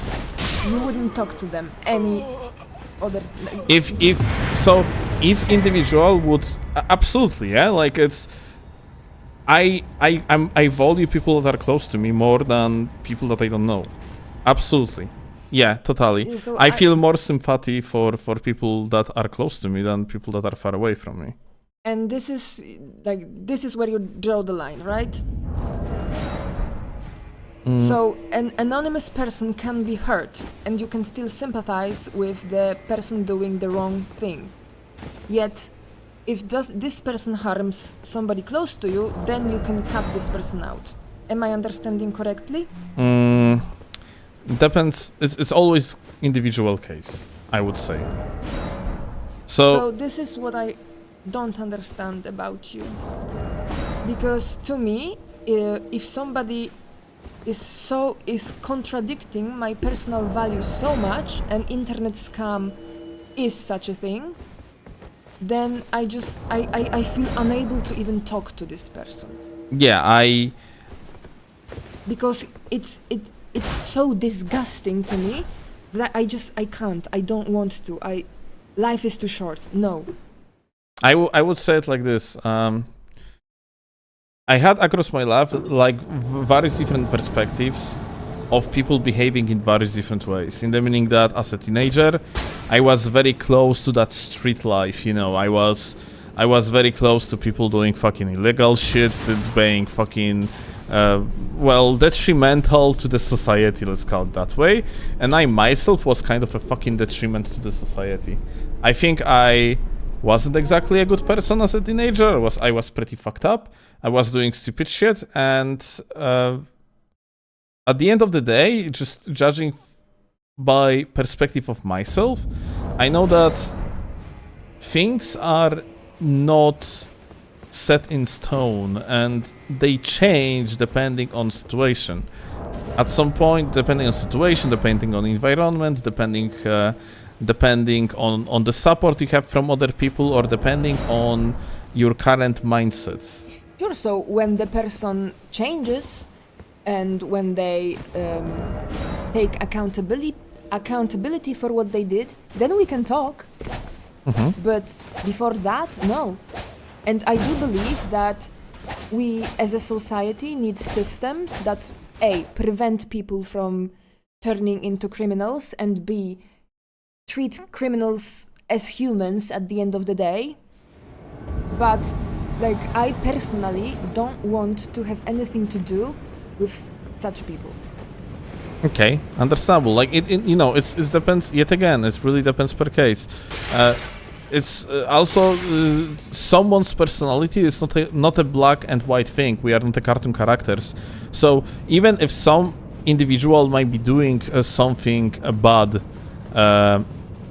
something evil, that's like the example of that friend of mine that was stealing the information data of other people. Yeah, it's fucking like dog shit, yeah, and so on. Yeah, but at the same time, that individual had other redeeming factors, yeah, and they didn't do anything bad to me individually. So now, question is it better for that guy so he would lose access to me as an individual, to like his friend, yeah? That actually says to him directly that what you're doing is not okay, or he gonna be like completely and he gonna be only cut off of people that disagree with them, and at the end of the day he gonna stay in the bubble of people that agrees with them only. Or maybe it's, you know, beneficial to everyone that I am aware that there are like cases of people doing this type of shenanigans that are overall evil, which also makes it so that I am more aware about potential threats that might happen to me or my closed ones, yeah? Because like having contact with someone that, let's say, like steals information through the internet, injects some sort of the malware to other people's PC, just by having contact with them, I also like acknowledge like certain ways how these things are done, and therefore I am more aware of them, yeah? So this person then isn't your friend, they are your tool. No, they are not my tool. It's just having contact with other people and reaching your life, your experiences. I feel okay with treating evil people as tools, because that's kinda justice in my head. I dehumanize them in this way, and this is my personal punishment to them. I think I don't look at it from such perspective. I think like every single interaction that you have in your life have more value to you rather than just the fact you know each other. It depends like how much you take out of certain interactions that you have with other people. What could I take from a internet scammer? What does he have to offer to me? Information, what they are doing, therefore you are not going to be scammed in the same way. I have many great content creators who can explain these scams to me. Okay, that's you know, it's a matter of your individual access to information. If you can get this information from somewhere else, sure. But I, as a kid, I remember I got scammed for one with freaking online games downloader. Like there was a popular scam in Poland that basically worked in the way that you could download certain applications through the internet, and after a while a company would contact you and demand money from you. And I actually got scammed there. If I had someone around me that would tell me that such scam exists, then I would know that I'm supposed to ignore such a call. Yeah, but you justify getting this information from people who do it. What? Well, so what? But anyway, it's what you mean I justify? It's because you keep talking to these people? They are vermin. What? I barely talk to them. Okay, but you keep the relationship. Yeah. I keep very light-hearted So it's relationship okay with them. they hurt other people. No, it's not okay because they are being informed that I One actually... day they will hurt you. They won't. Because I am cautious around them. Oh. Anyway, if you keep this relationship just to have potential access to information, this is not a relationship. This is so transactional. You're using it as a tool. Well, nowadays, probably, it's like in case of that individual that we are talking about and my relationship with that individual, kind of yes. But it wasn't really always like that. As I said, it's complicated. We just used to play a lot of Counter-Strike together back in the days. Also, Vale said that person doing scams isn't their whole personality. Yes, but if they are able to scam and harm other people, then their personal values contradict mine so much that it's impossible to keep any type of relationship. I am disgusted by this person.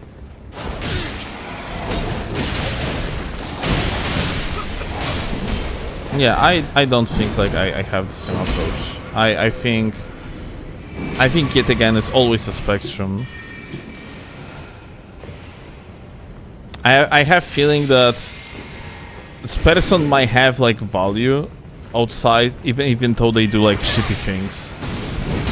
And it doesn't even have to be transactional. You might just I had a friend for a while that was constantly doing fucking outrageous shit, or saying more like outrageous shit of the anti-Semitic nature, and I still enjoyed like spending time with that person. Just I disagreed with them doing this shit. Yeah.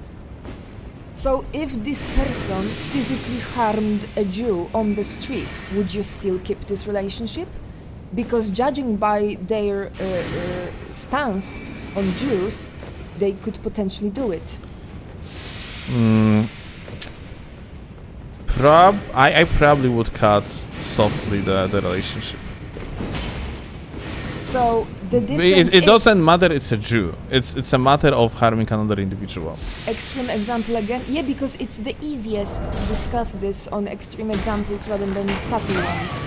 Like, but this is a thing, darling. I think this is something that's what you are doing. Yeah, it's relations with other people are not extreme examples. They are subtle. That's why we discussed online scammer before. Person who just let's say somebody bought their fake ebook and they lost $20. That's not the life-changing amount, yet they got harmed. And this is not an extreme example, and yet I would not like to have any type of relationship with this person, because $20 or not, this is disgusting behavior. Okay, yeah. You build trust in somebody and then you fucking lie. Yeah, and that's why if such individual does such things, I will never trust them. As simple as that. I can still have a relation with them, but they are not gonna be trusted.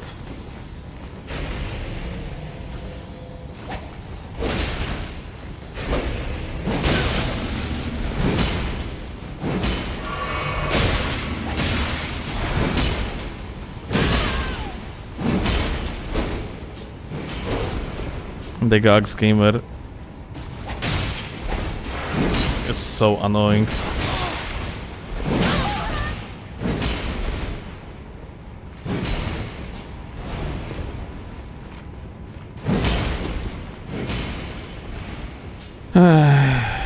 Okay. When is the last time you've seen a racist on the street? Quite often. Whenever there is anybody speaking Ukrainian on the streets, somebody has to fucking comment that they don't like it.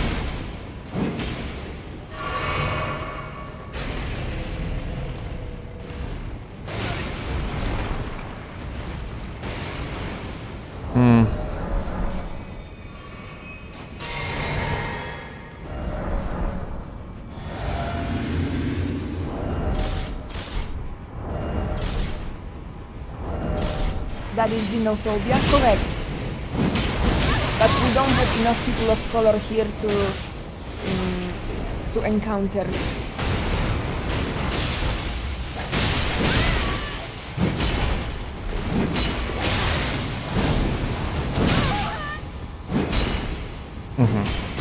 Fuck.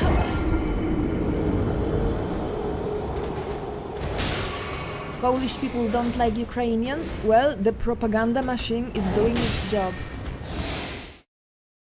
Past 3-4 years, it's downhill.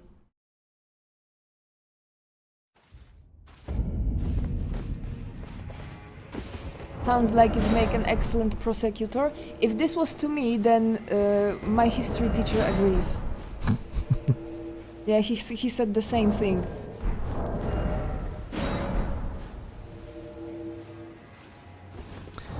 Dude, I swear to God, hyper armor makes it so it's so fucking hard to... Like, even a most retarded player that runs around with a hyper armor weapon, and like, it just makes it so hard to maneuver. In the invasion, that's crazy.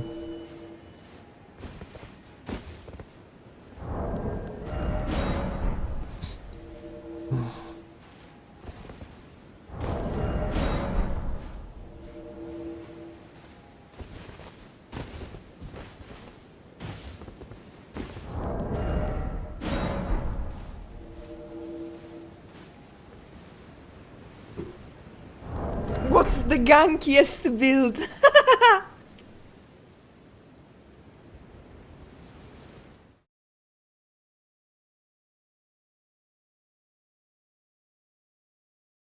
This is one of those friends who wanna stay friends, don't talk about politics. Honestly, I don't really have this approach. I basically, yeah. If I interact with people that they do something that I consider just not right, immoral or whatever, they just gonna be informed about that by me. I just don't think that me telling them something holds any value, but because yeah, I am not exactly, you know, I am just an individual that have an opinion, yeah.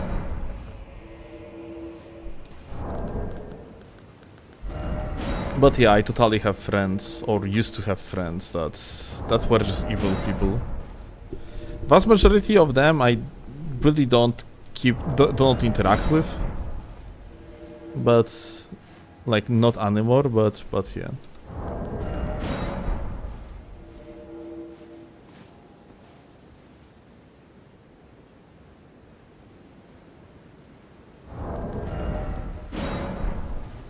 You roll catch exploit every day, how immoral is that, you hypocrite? Well... destroyed with facts and logic. Chcemy coś zjeść? No, nie wiem, kuchunio. Ja mam moje gymbrossowe bułeczki. A widziałem, nie brałem ich. Znaczy, Wziąłem inne. Wziąłem dwie, żeby na wypadek dla ciebie była jedna. Zrobiłem sobie dzisiaj jakieś tam śniadanko Ale porówkowe. jajeczek nie zjadłeś. No bo wyciągnąłem je, bo ty prosiłeś. Ale... Sądziłem, że ty zrobisz. Nie, chciałam, żebyś je wyciągnął, żeby naprawdę... Nie, trzeba wyjebać. Nie, no to trzeba je zjeść. Wyjebać. Kochonia. Wyjebać, kochanie, do 11 były, jest 12. No to jeden dzień... Nie, wypierdalamy. Nie. Kurwa, 4 jajka. Biedna kurka się męczyła. A ty chcesz wypierdolić. Kochanie, to wypierdolę, jak nie będziesz patrzeć. Nie, ja je zjem. Nie, masz nie jeść, bo się otrujesz. Kurwa, to mnie będziesz ściskał i całował i będę miała zwolnienie lekarskie i zostanę w domu. Kochanie, kurwa. No tak.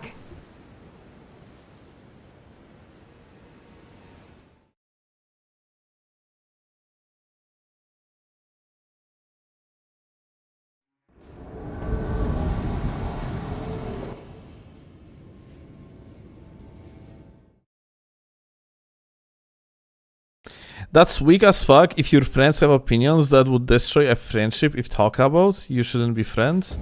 You know what? It really fucking depends. Like, I am example of person that can talk with scummy people and in the matter of discussion just be more cautious and less judgmental. But people have very different values and very different sensitivity to particular topics. It doesn't make them like fucking worse people overall, yeah? But yeah, you have, you know, it's very often you have that stereotype that if you are a weak person, if let's say you are so sensitive that someone talking about particular politician or whatever is upsetting them to the point that they are going to drop any sort of contact with you or yada yada yada. But honestly, doesn't make it you fucking a weakling if you are too big of a pussy to react. Cannot like we turn it around and present it in such way? Because I think we totally can. Doesn't make you a fucking scummy, garbage, subhuman being in case if someone like doing or saying something that is straight up fucking detrimental in your opinion and then you are not reacting. Doesn't make you a fucking pussy. It's like the same with people, yeah, that you know, that being like on the internet, haha, look at these, I don't know, people from the left, they are so sensitive, yada yada yada, yeah. And the question is if you being insensitive isn't actual self-expose on the fact that you are just a big ass fucking pussy that is afraid of taking the stance. Oh, you're talking about a radical centrist. I don't know. I don't agree with neither of the extremes, so you just don't have an opinion, right?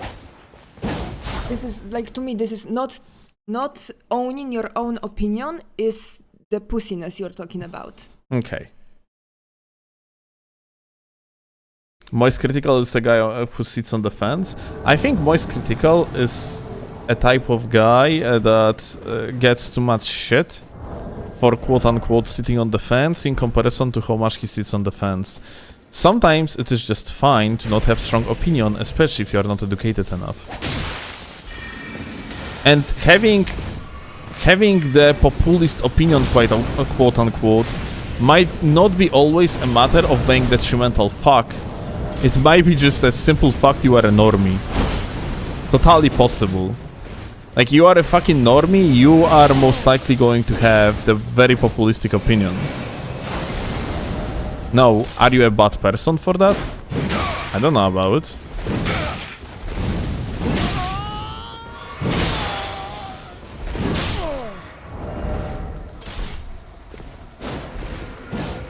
Like, overall, the most popular... If you're gonna look at the most popular content creators, those are usually people that are fucking... as normie as you can possibly imagine. Like who? Like, if you think... So... Like, Asmongold is conservative, no? Asmongold is nowhere even close to be extremely popular. Oh, so who are you like, talking about I'm then? talking about celebrity level, yeah? Like, you know, Asmongold is a celebrity within a niche that is gaming. Okay.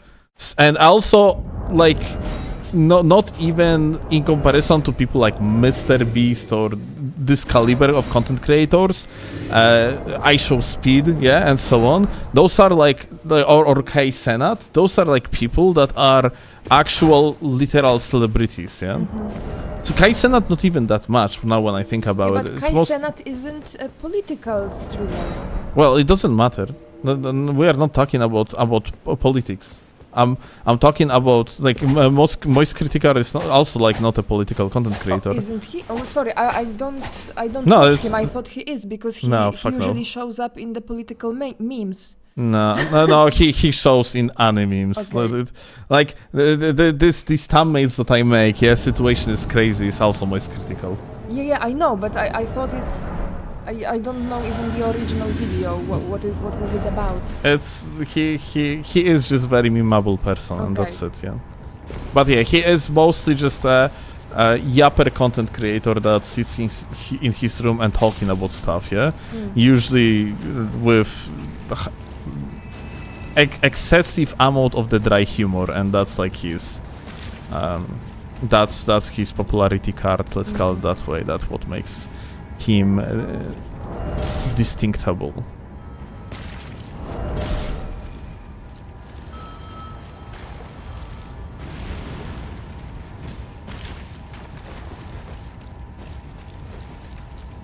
I hate this area. Well, I don't know it well enough to hate it even. Yeah, that's why I hate it, because I never know where to go.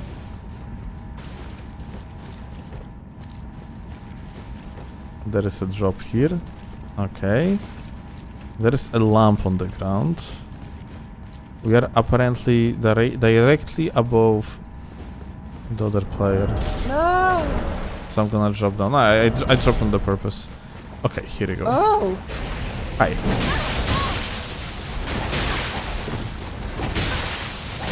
GG. Wow. Not cool, to be honest. Why? Because, I don't know. This is a very, very terrible area. And you killed the person just so fast. Okay. It's like my job to do it, Darling. Bobberino, weren't you Mr. Bobberino before? What happened? He was on YouTube, now he's on Twitch.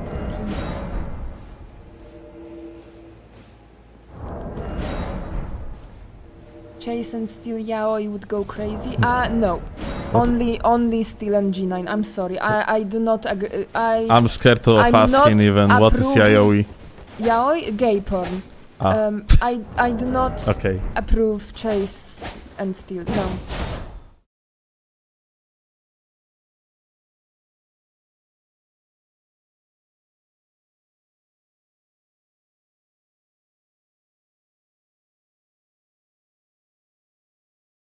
What's the meta for getting Slavic girlfriend? Live in Slavic country.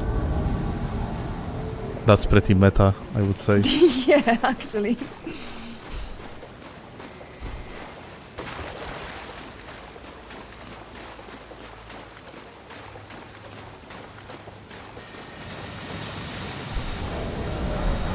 Hi.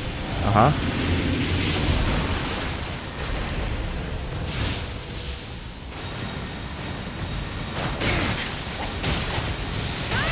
Oh.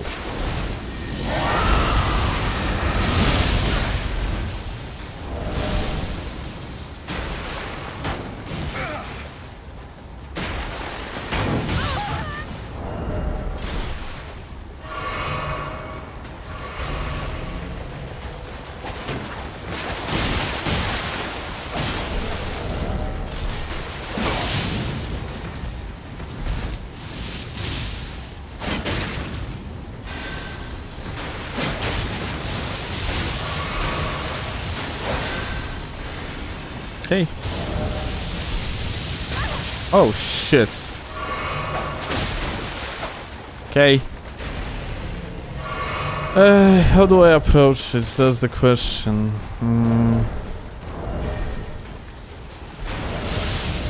We're just gonna one-shot them, I guess.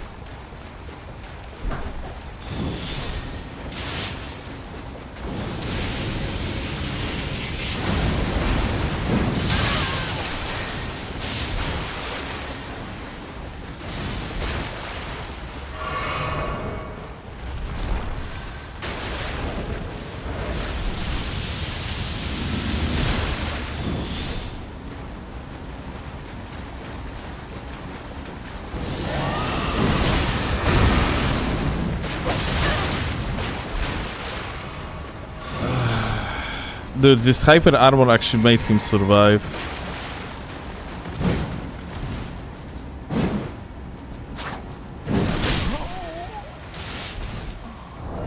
I swear to God, the freaking defenses when you're getting on the hyper armor is just too much. I would be so glad if that wasn't the case.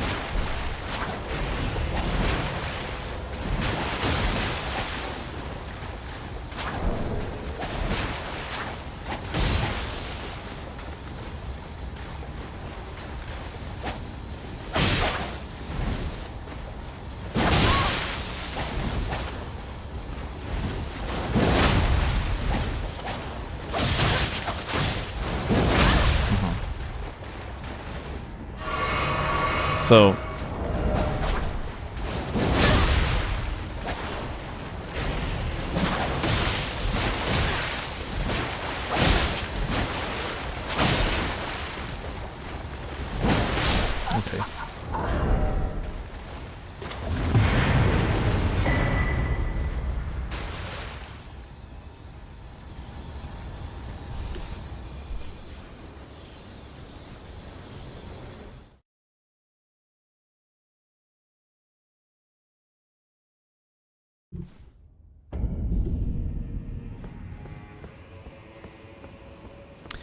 I would like to remind everyone that this conversation of ethics is brought to you by like and subscribe button. Thank you for your attention on this matter. Thank you, Boberino. Also, this conversation about ethics has been brought to you by Instant Gaming. Do you want to stop yapping about ethics and actually play video games for cheap? Then feel free to jump onto Instant Gaming and actually get yourself a video game at a decent discount, like Resident Evil Requiem, minus 32%, kind of poggers, I would say. Yeah. You totally can actually go for it, I would say, yeah.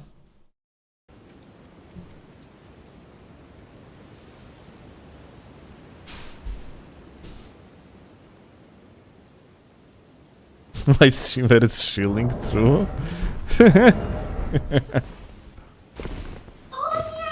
Co się dzieje? No to zamów, słodzieczku. Instant what? Instant Gaming!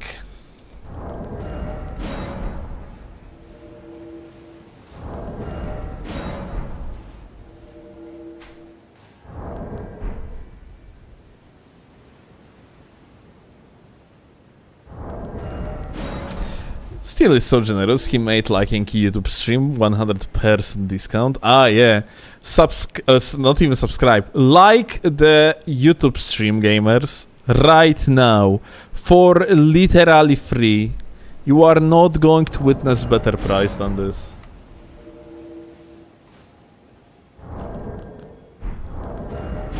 Steelovsky sponsored? Dude, for 2 months now. Like Instant Gaming is a main sponsor of the channel for a while now. Not sure if we're gonna keep on cooperating, because it depends honestly on them more than me. I am happy with the sponsorship, but they might be not happy with the conversion to the sales.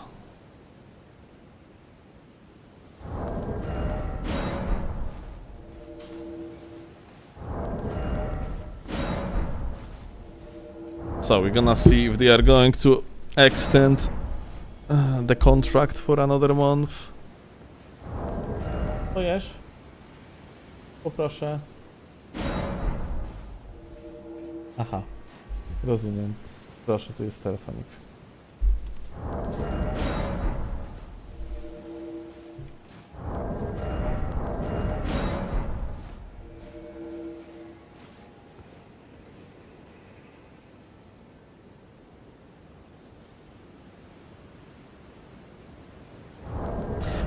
Why are you using Quillins instead of Stitcher? Range. It is heavily outranging Stitcher. And since the main purpose of that weapon is just to follow up with the running R2, then extended range is very appreciated.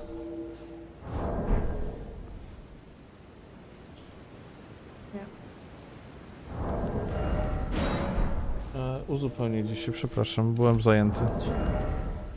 No, ostatnio też 3 dni, potem sobie uzupełniłem. Ale masz rację. No to idź do innego sklepu.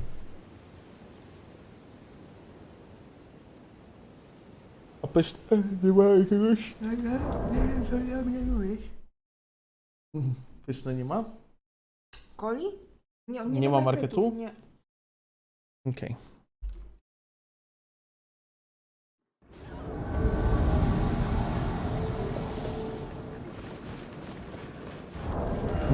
Tak.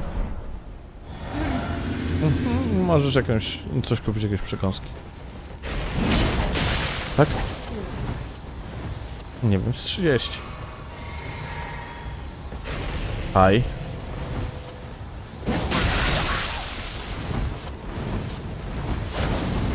Oh shit.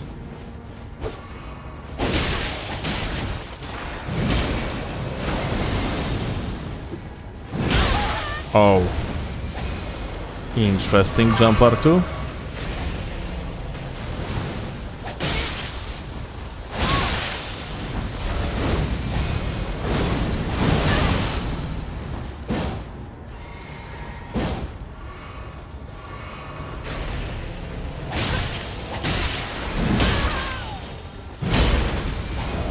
Kinda wonder if holding the block wouldn't be a play here. Bruh. Well, we're not gonna test it, I guess.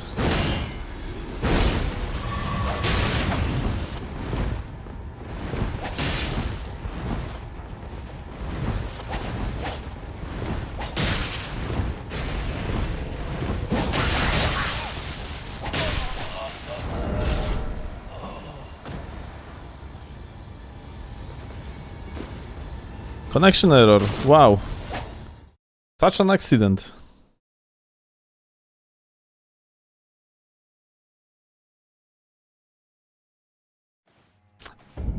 Feel like I should have noticed already. Deserve to be sponsored. Thank you a lot, LA. You know, I had like a shit tons of sponsorship offers across years of doing content, but it was always fucking something that I just disliked, or like it was like a short promotion in like a one video. Instant gaming is pretty fun to me as a collaborator because it's like channel sponsor basically, yeah? So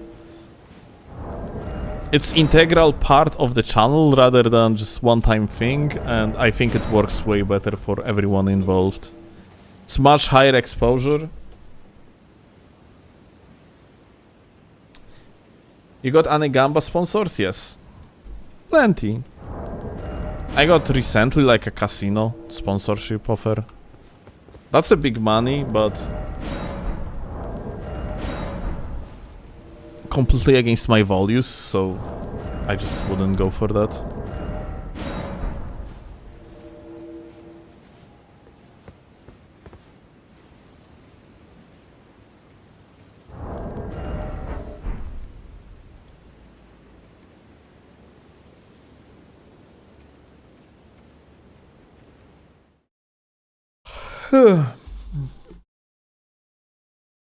What's good counter to Pata?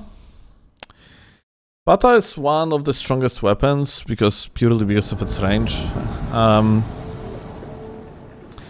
of course, one of the better ways to play around it is just to use BH's clean rod. That being said, you're gonna be able to out-damage Pata with vast majority of setups that are considered good in the game.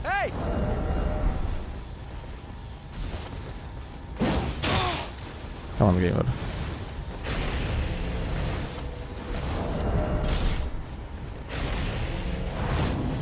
Pata just doesn't have like that much damage on its own.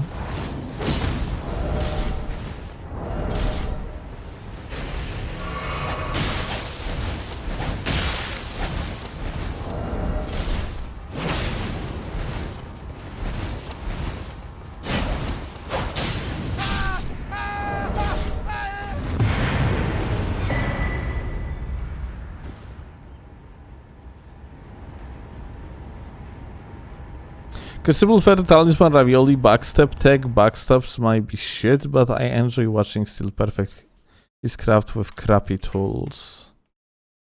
Like what? You suggest me to give it a try? I mean, I guess we can at some point.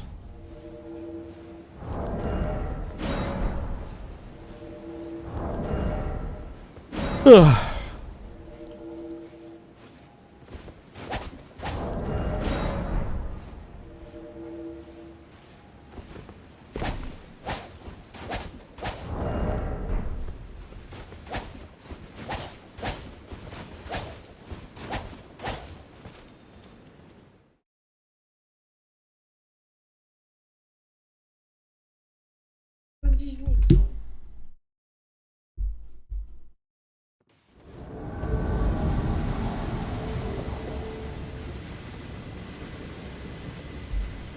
Ale nie, chodzi o to, aplikację, która mi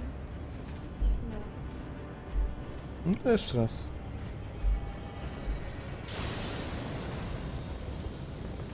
O.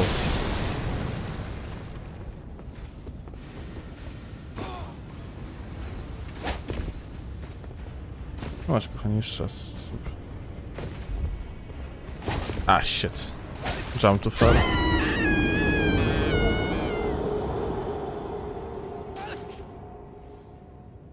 Mhm.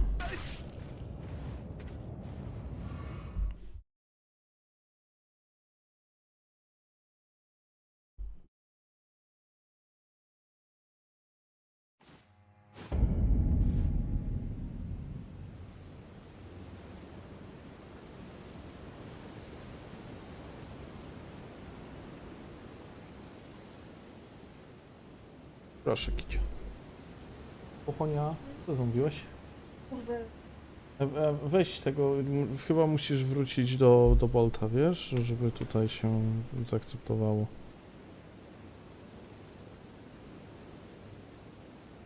Dobrze.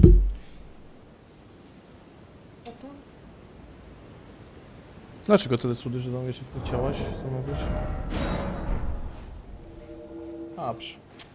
To, ale już odpuśćmy sobie już do końca tego tygodnia, ale następny tydzień dajemy czadu. Dobrze? I ciebie też.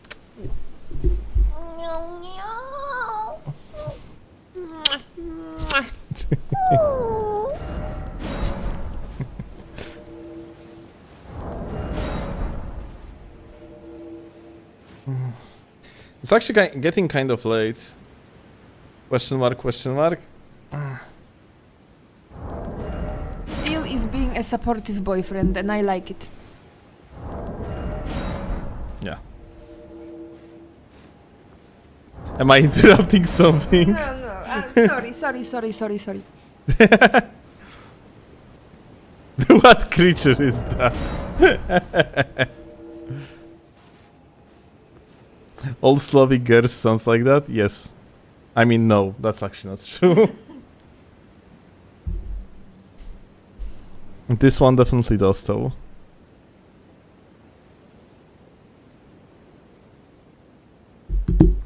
Jarvis more alcohol.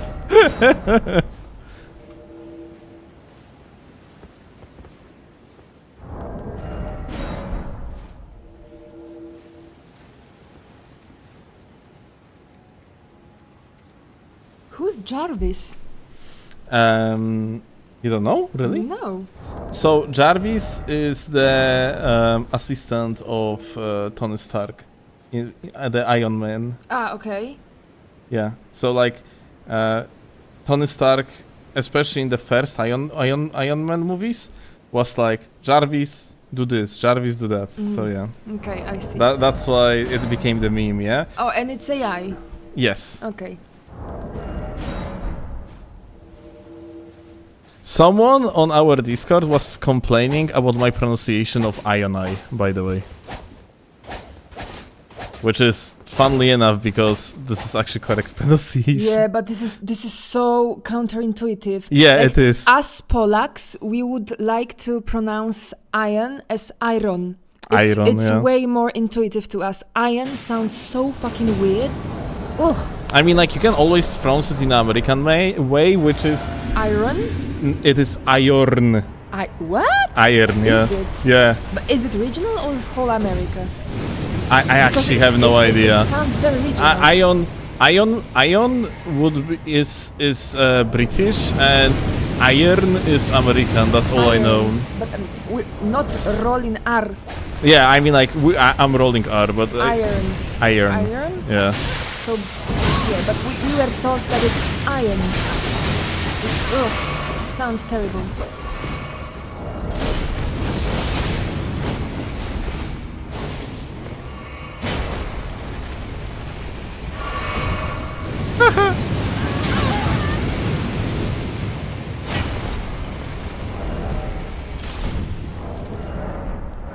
Okay.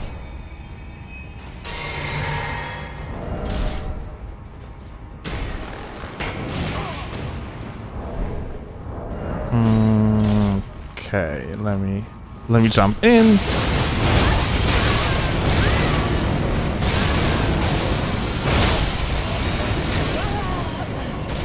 Okay.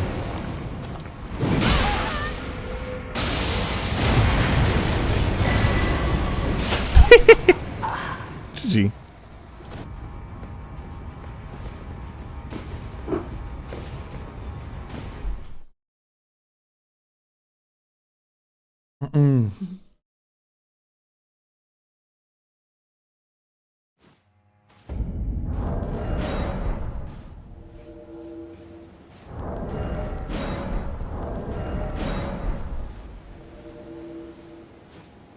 Carried by wood.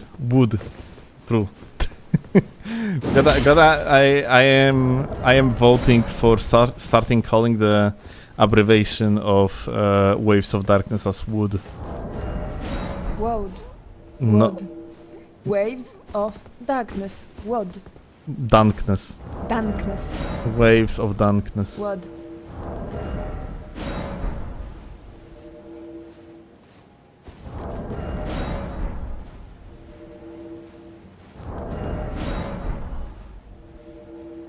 I'm carried by wood too, hell yeah. In Texas, iron doesn't exist. We say iron. Iron. Iron. I don't know how to pronounce what you wrote. Taste my wood in invasions.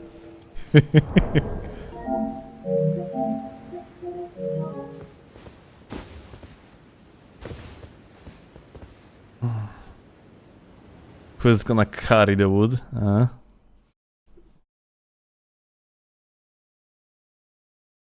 Aaron earned an iron urn. Now, Polish. Aaron earned an iron urn. Tomb Raider. Yeah.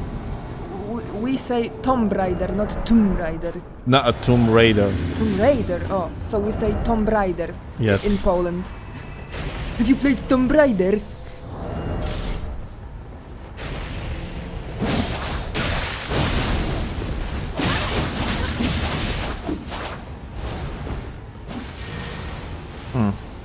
VHS in Gamer.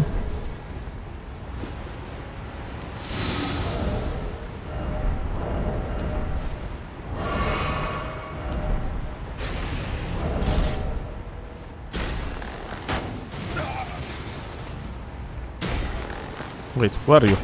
Here. Why didn't I? It's kind of mean of you. Bonk.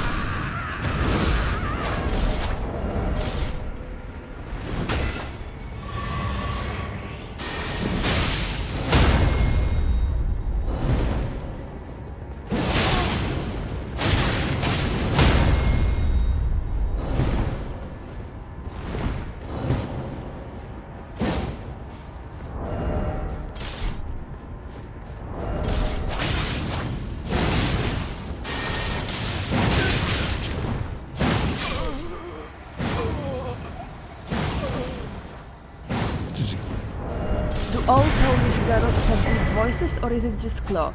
First, no, it's femboys, and second, it's very interesting that you consider my voice deep, because on the last stream, when I was streaming The Legend of Zelda, a chatter asked whether I was a kid, because the person said that I sound like a kid. Like my behavior is childish, but my voice sounds like a kid.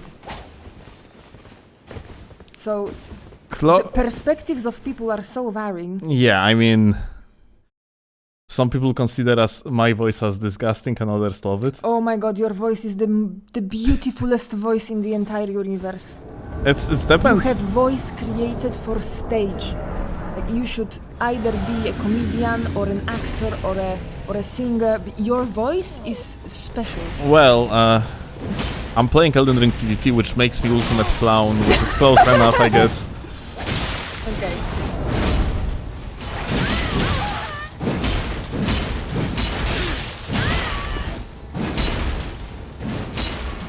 Okay.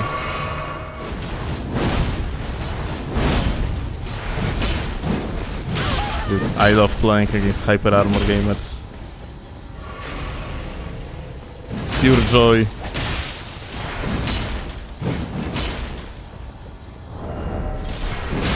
Oh shit.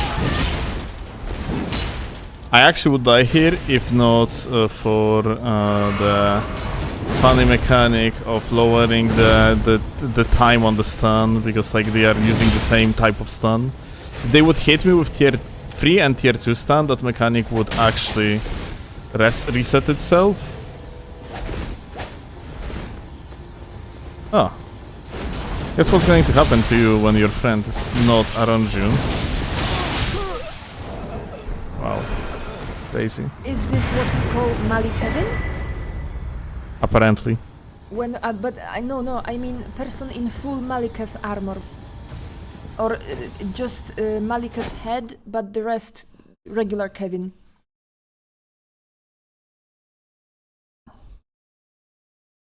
Answer. I have no idea. Okay. I know there is... People that have blasphemous blades are usually called blasphemous billies.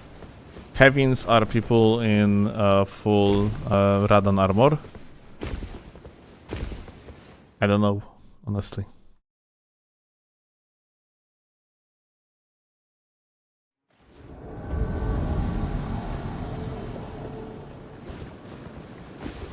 My friend thought Steel was Arab. Oh, does the accent sound that I'm not very familiar with Arab accent. Okay, I know what that depends where the gamer is from, because, well, there are significant amount of people that think I'm Indian. Oh really? You Yeah. don't sound Indian at all. Yeah, but apparently Americans hear this type of accent and think, Oh wow, Indian accent is, to my ears, it's more melodic than yours. okay.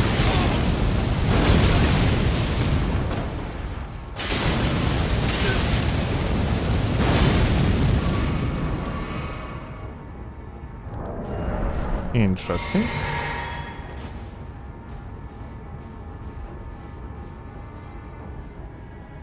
Two! What?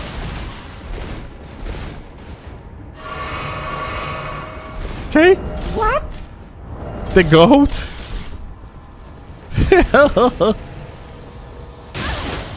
Okay. Okay.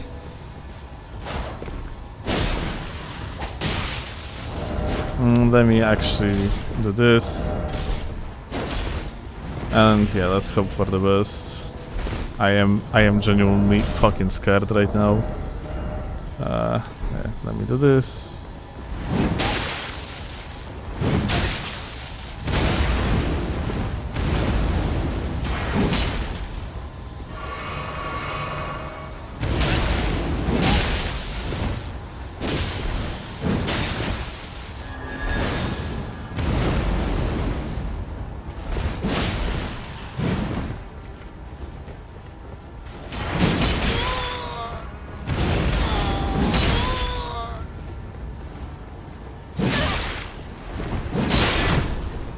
Okay. Skill. That's not a good armor. The other guy had? Yeah, definitely. I thought like I'm gonna outrange him. My expectations supposed to be kept very low when someone can start lagging like this guy did earlier.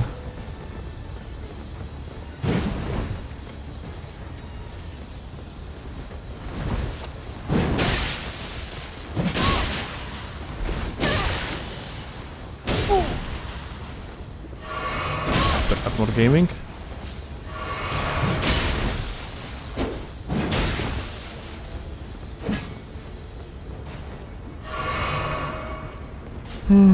Let me actually do this and that. We're gonna do it one-handed.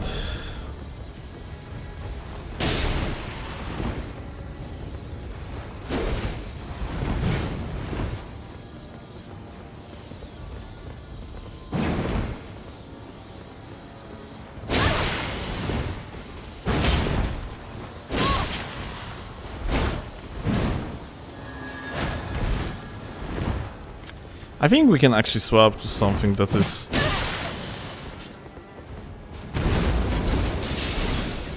not so incredibly latency reliant, I guess. Because yeah, like he can pretty much just dodge vast majority of my things, yeah, with that, with this latency. So hey, we are not trading enough, basically, yeah. Like as long as he's like running away, he is actually good to go. So.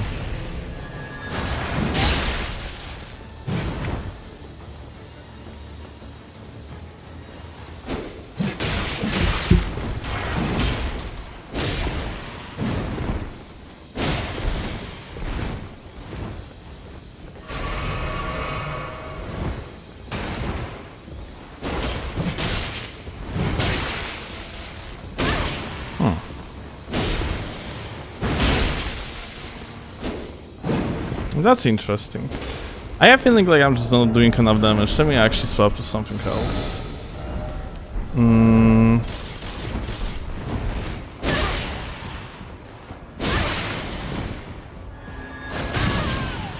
Fuck.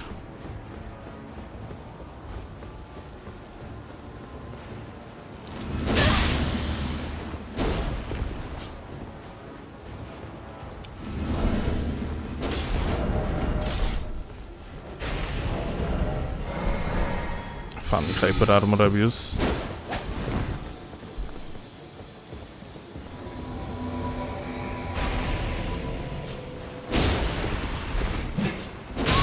Yeah, okay, this is us. How do I approach it? That's the question. We have seen like one blue chilling on the side. I think we're just gonna heal slowly. Gonna kill that one guy again.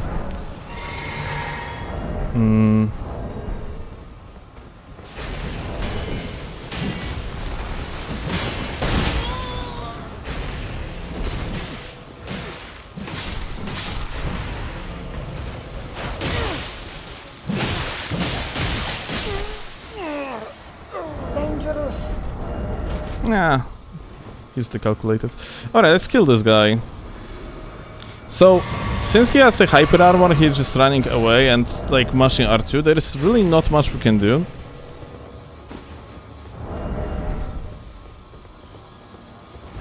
Maybe...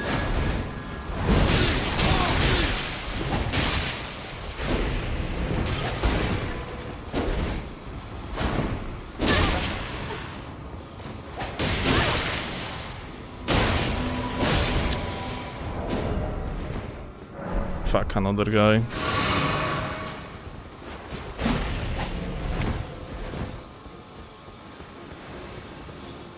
Yeah, this is kind of us. There was a blue guy here, but he is fucking gone.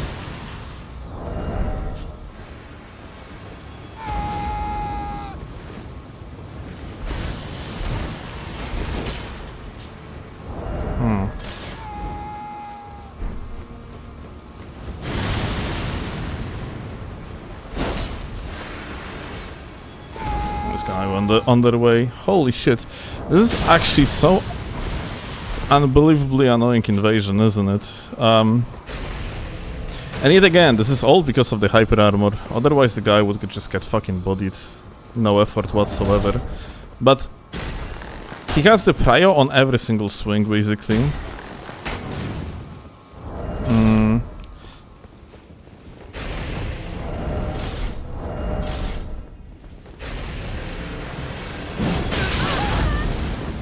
That guy is a laggard.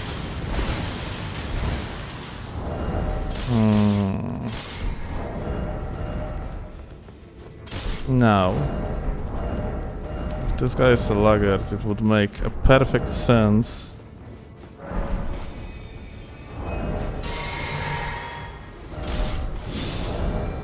to try to one-shot him.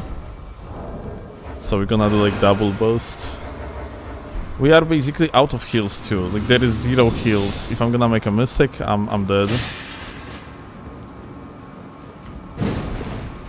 Kurwa.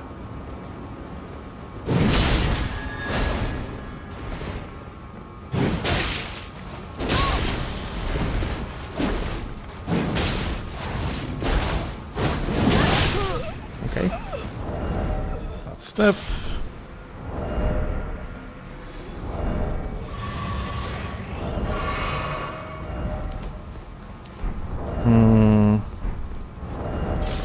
Do I just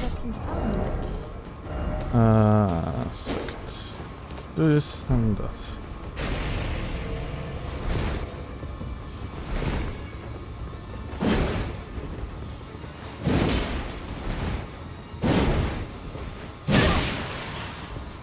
This R2 has stronger hyper armor than my R2 actually.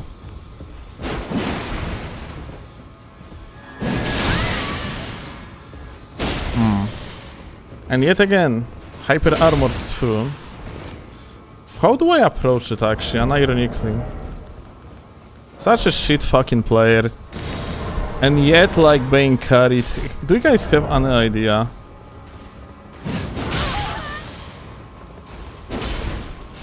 How to potentially outplay this fucker? Like, unironically, I have feeling like it's just that him running around through and through just doesn't allow me like to prepare the outplay at all.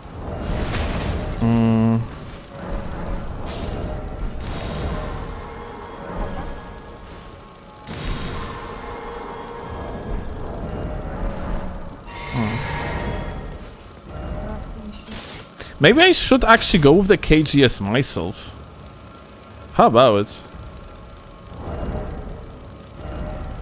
Like, same moveset. I think that could work. The papillon summoned. This papillon is actually a buddy, so he probably gonna give me a refuel.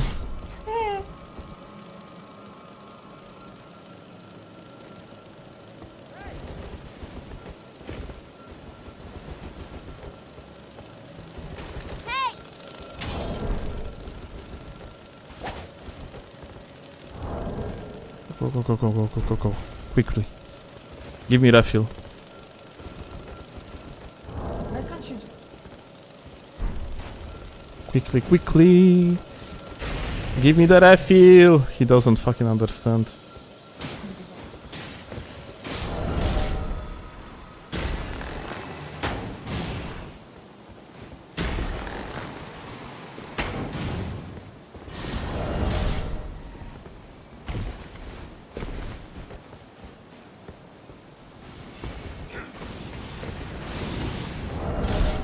Gamer doesn't understand. Like, if I'm gonna start attacking him, like, he might actually start fighting back, which is gonna be even worse.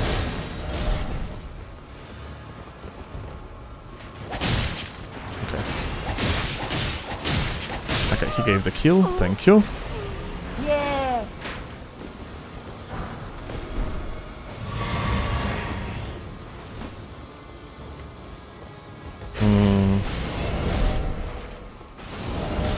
That's hilarious. This is actually so fucking difficult, so...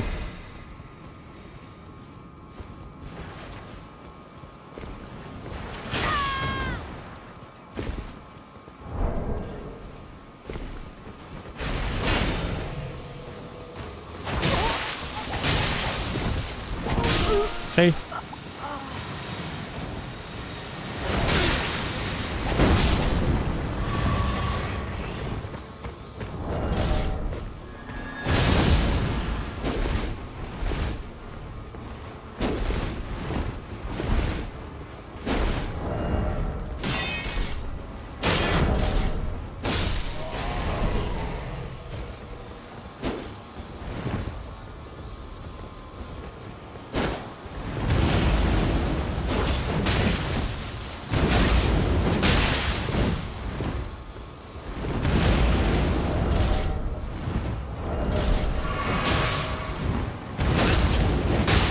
Okay, feast's gonna work pretty well.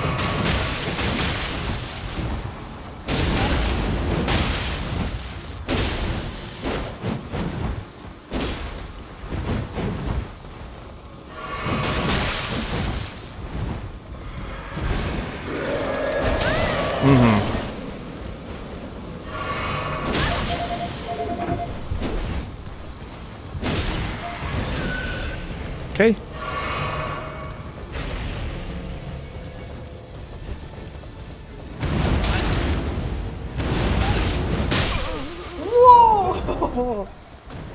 Yeah. See? Amazing. I swear to God, hyper armor is a cancer of this game.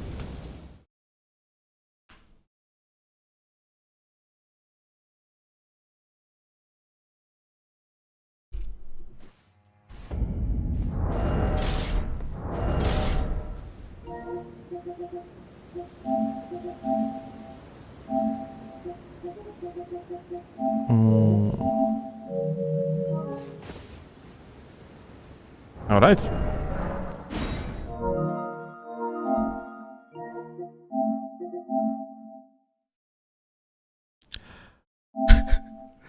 Dude! Oh my God, the guy actually, What the what? the guy fucking resummons for 7 business days and being like toxic, nasty player you are. Can you send him a monkey?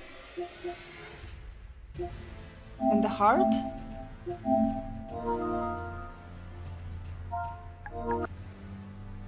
Oh. Oh. Wicked. Uh-huh. Wicked. Everything broke. Okay, PlayStation just fucking shut itself. Okay. I received 2 messages at the same time and PlayStation just broke.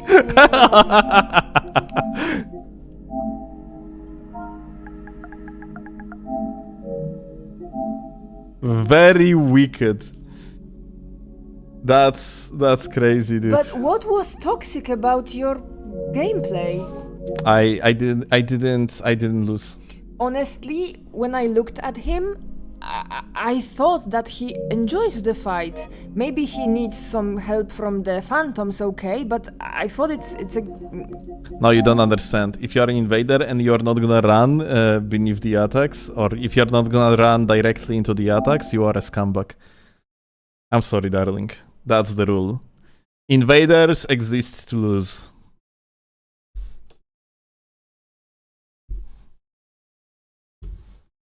He won, that is toxic. Okay, PS5 is shitting itself, so... Seamless! No, we are finishing. I'm gonna upload the video. I gonna have to prepare for the tournament as well, like in 2 days. So yeah, I have to do some testing off stream. Lost. Lost is back? Yes, Lost is streaming. Oh, but it's not Elden Ring. It's marathon, so it's almost like Elden Ring because you are running marathons in Elden Ring as well. Okay. But he's pew-pewing. Yes. Are you pew-pewing in Elden Ring? Yeah, totally, if you think about it. But not as fast. It's because Lost is superior pew-pewer. Okay, gamers, say hello to Lost from me. Much love to you all. See you later. Have a good one. Bye. Bye.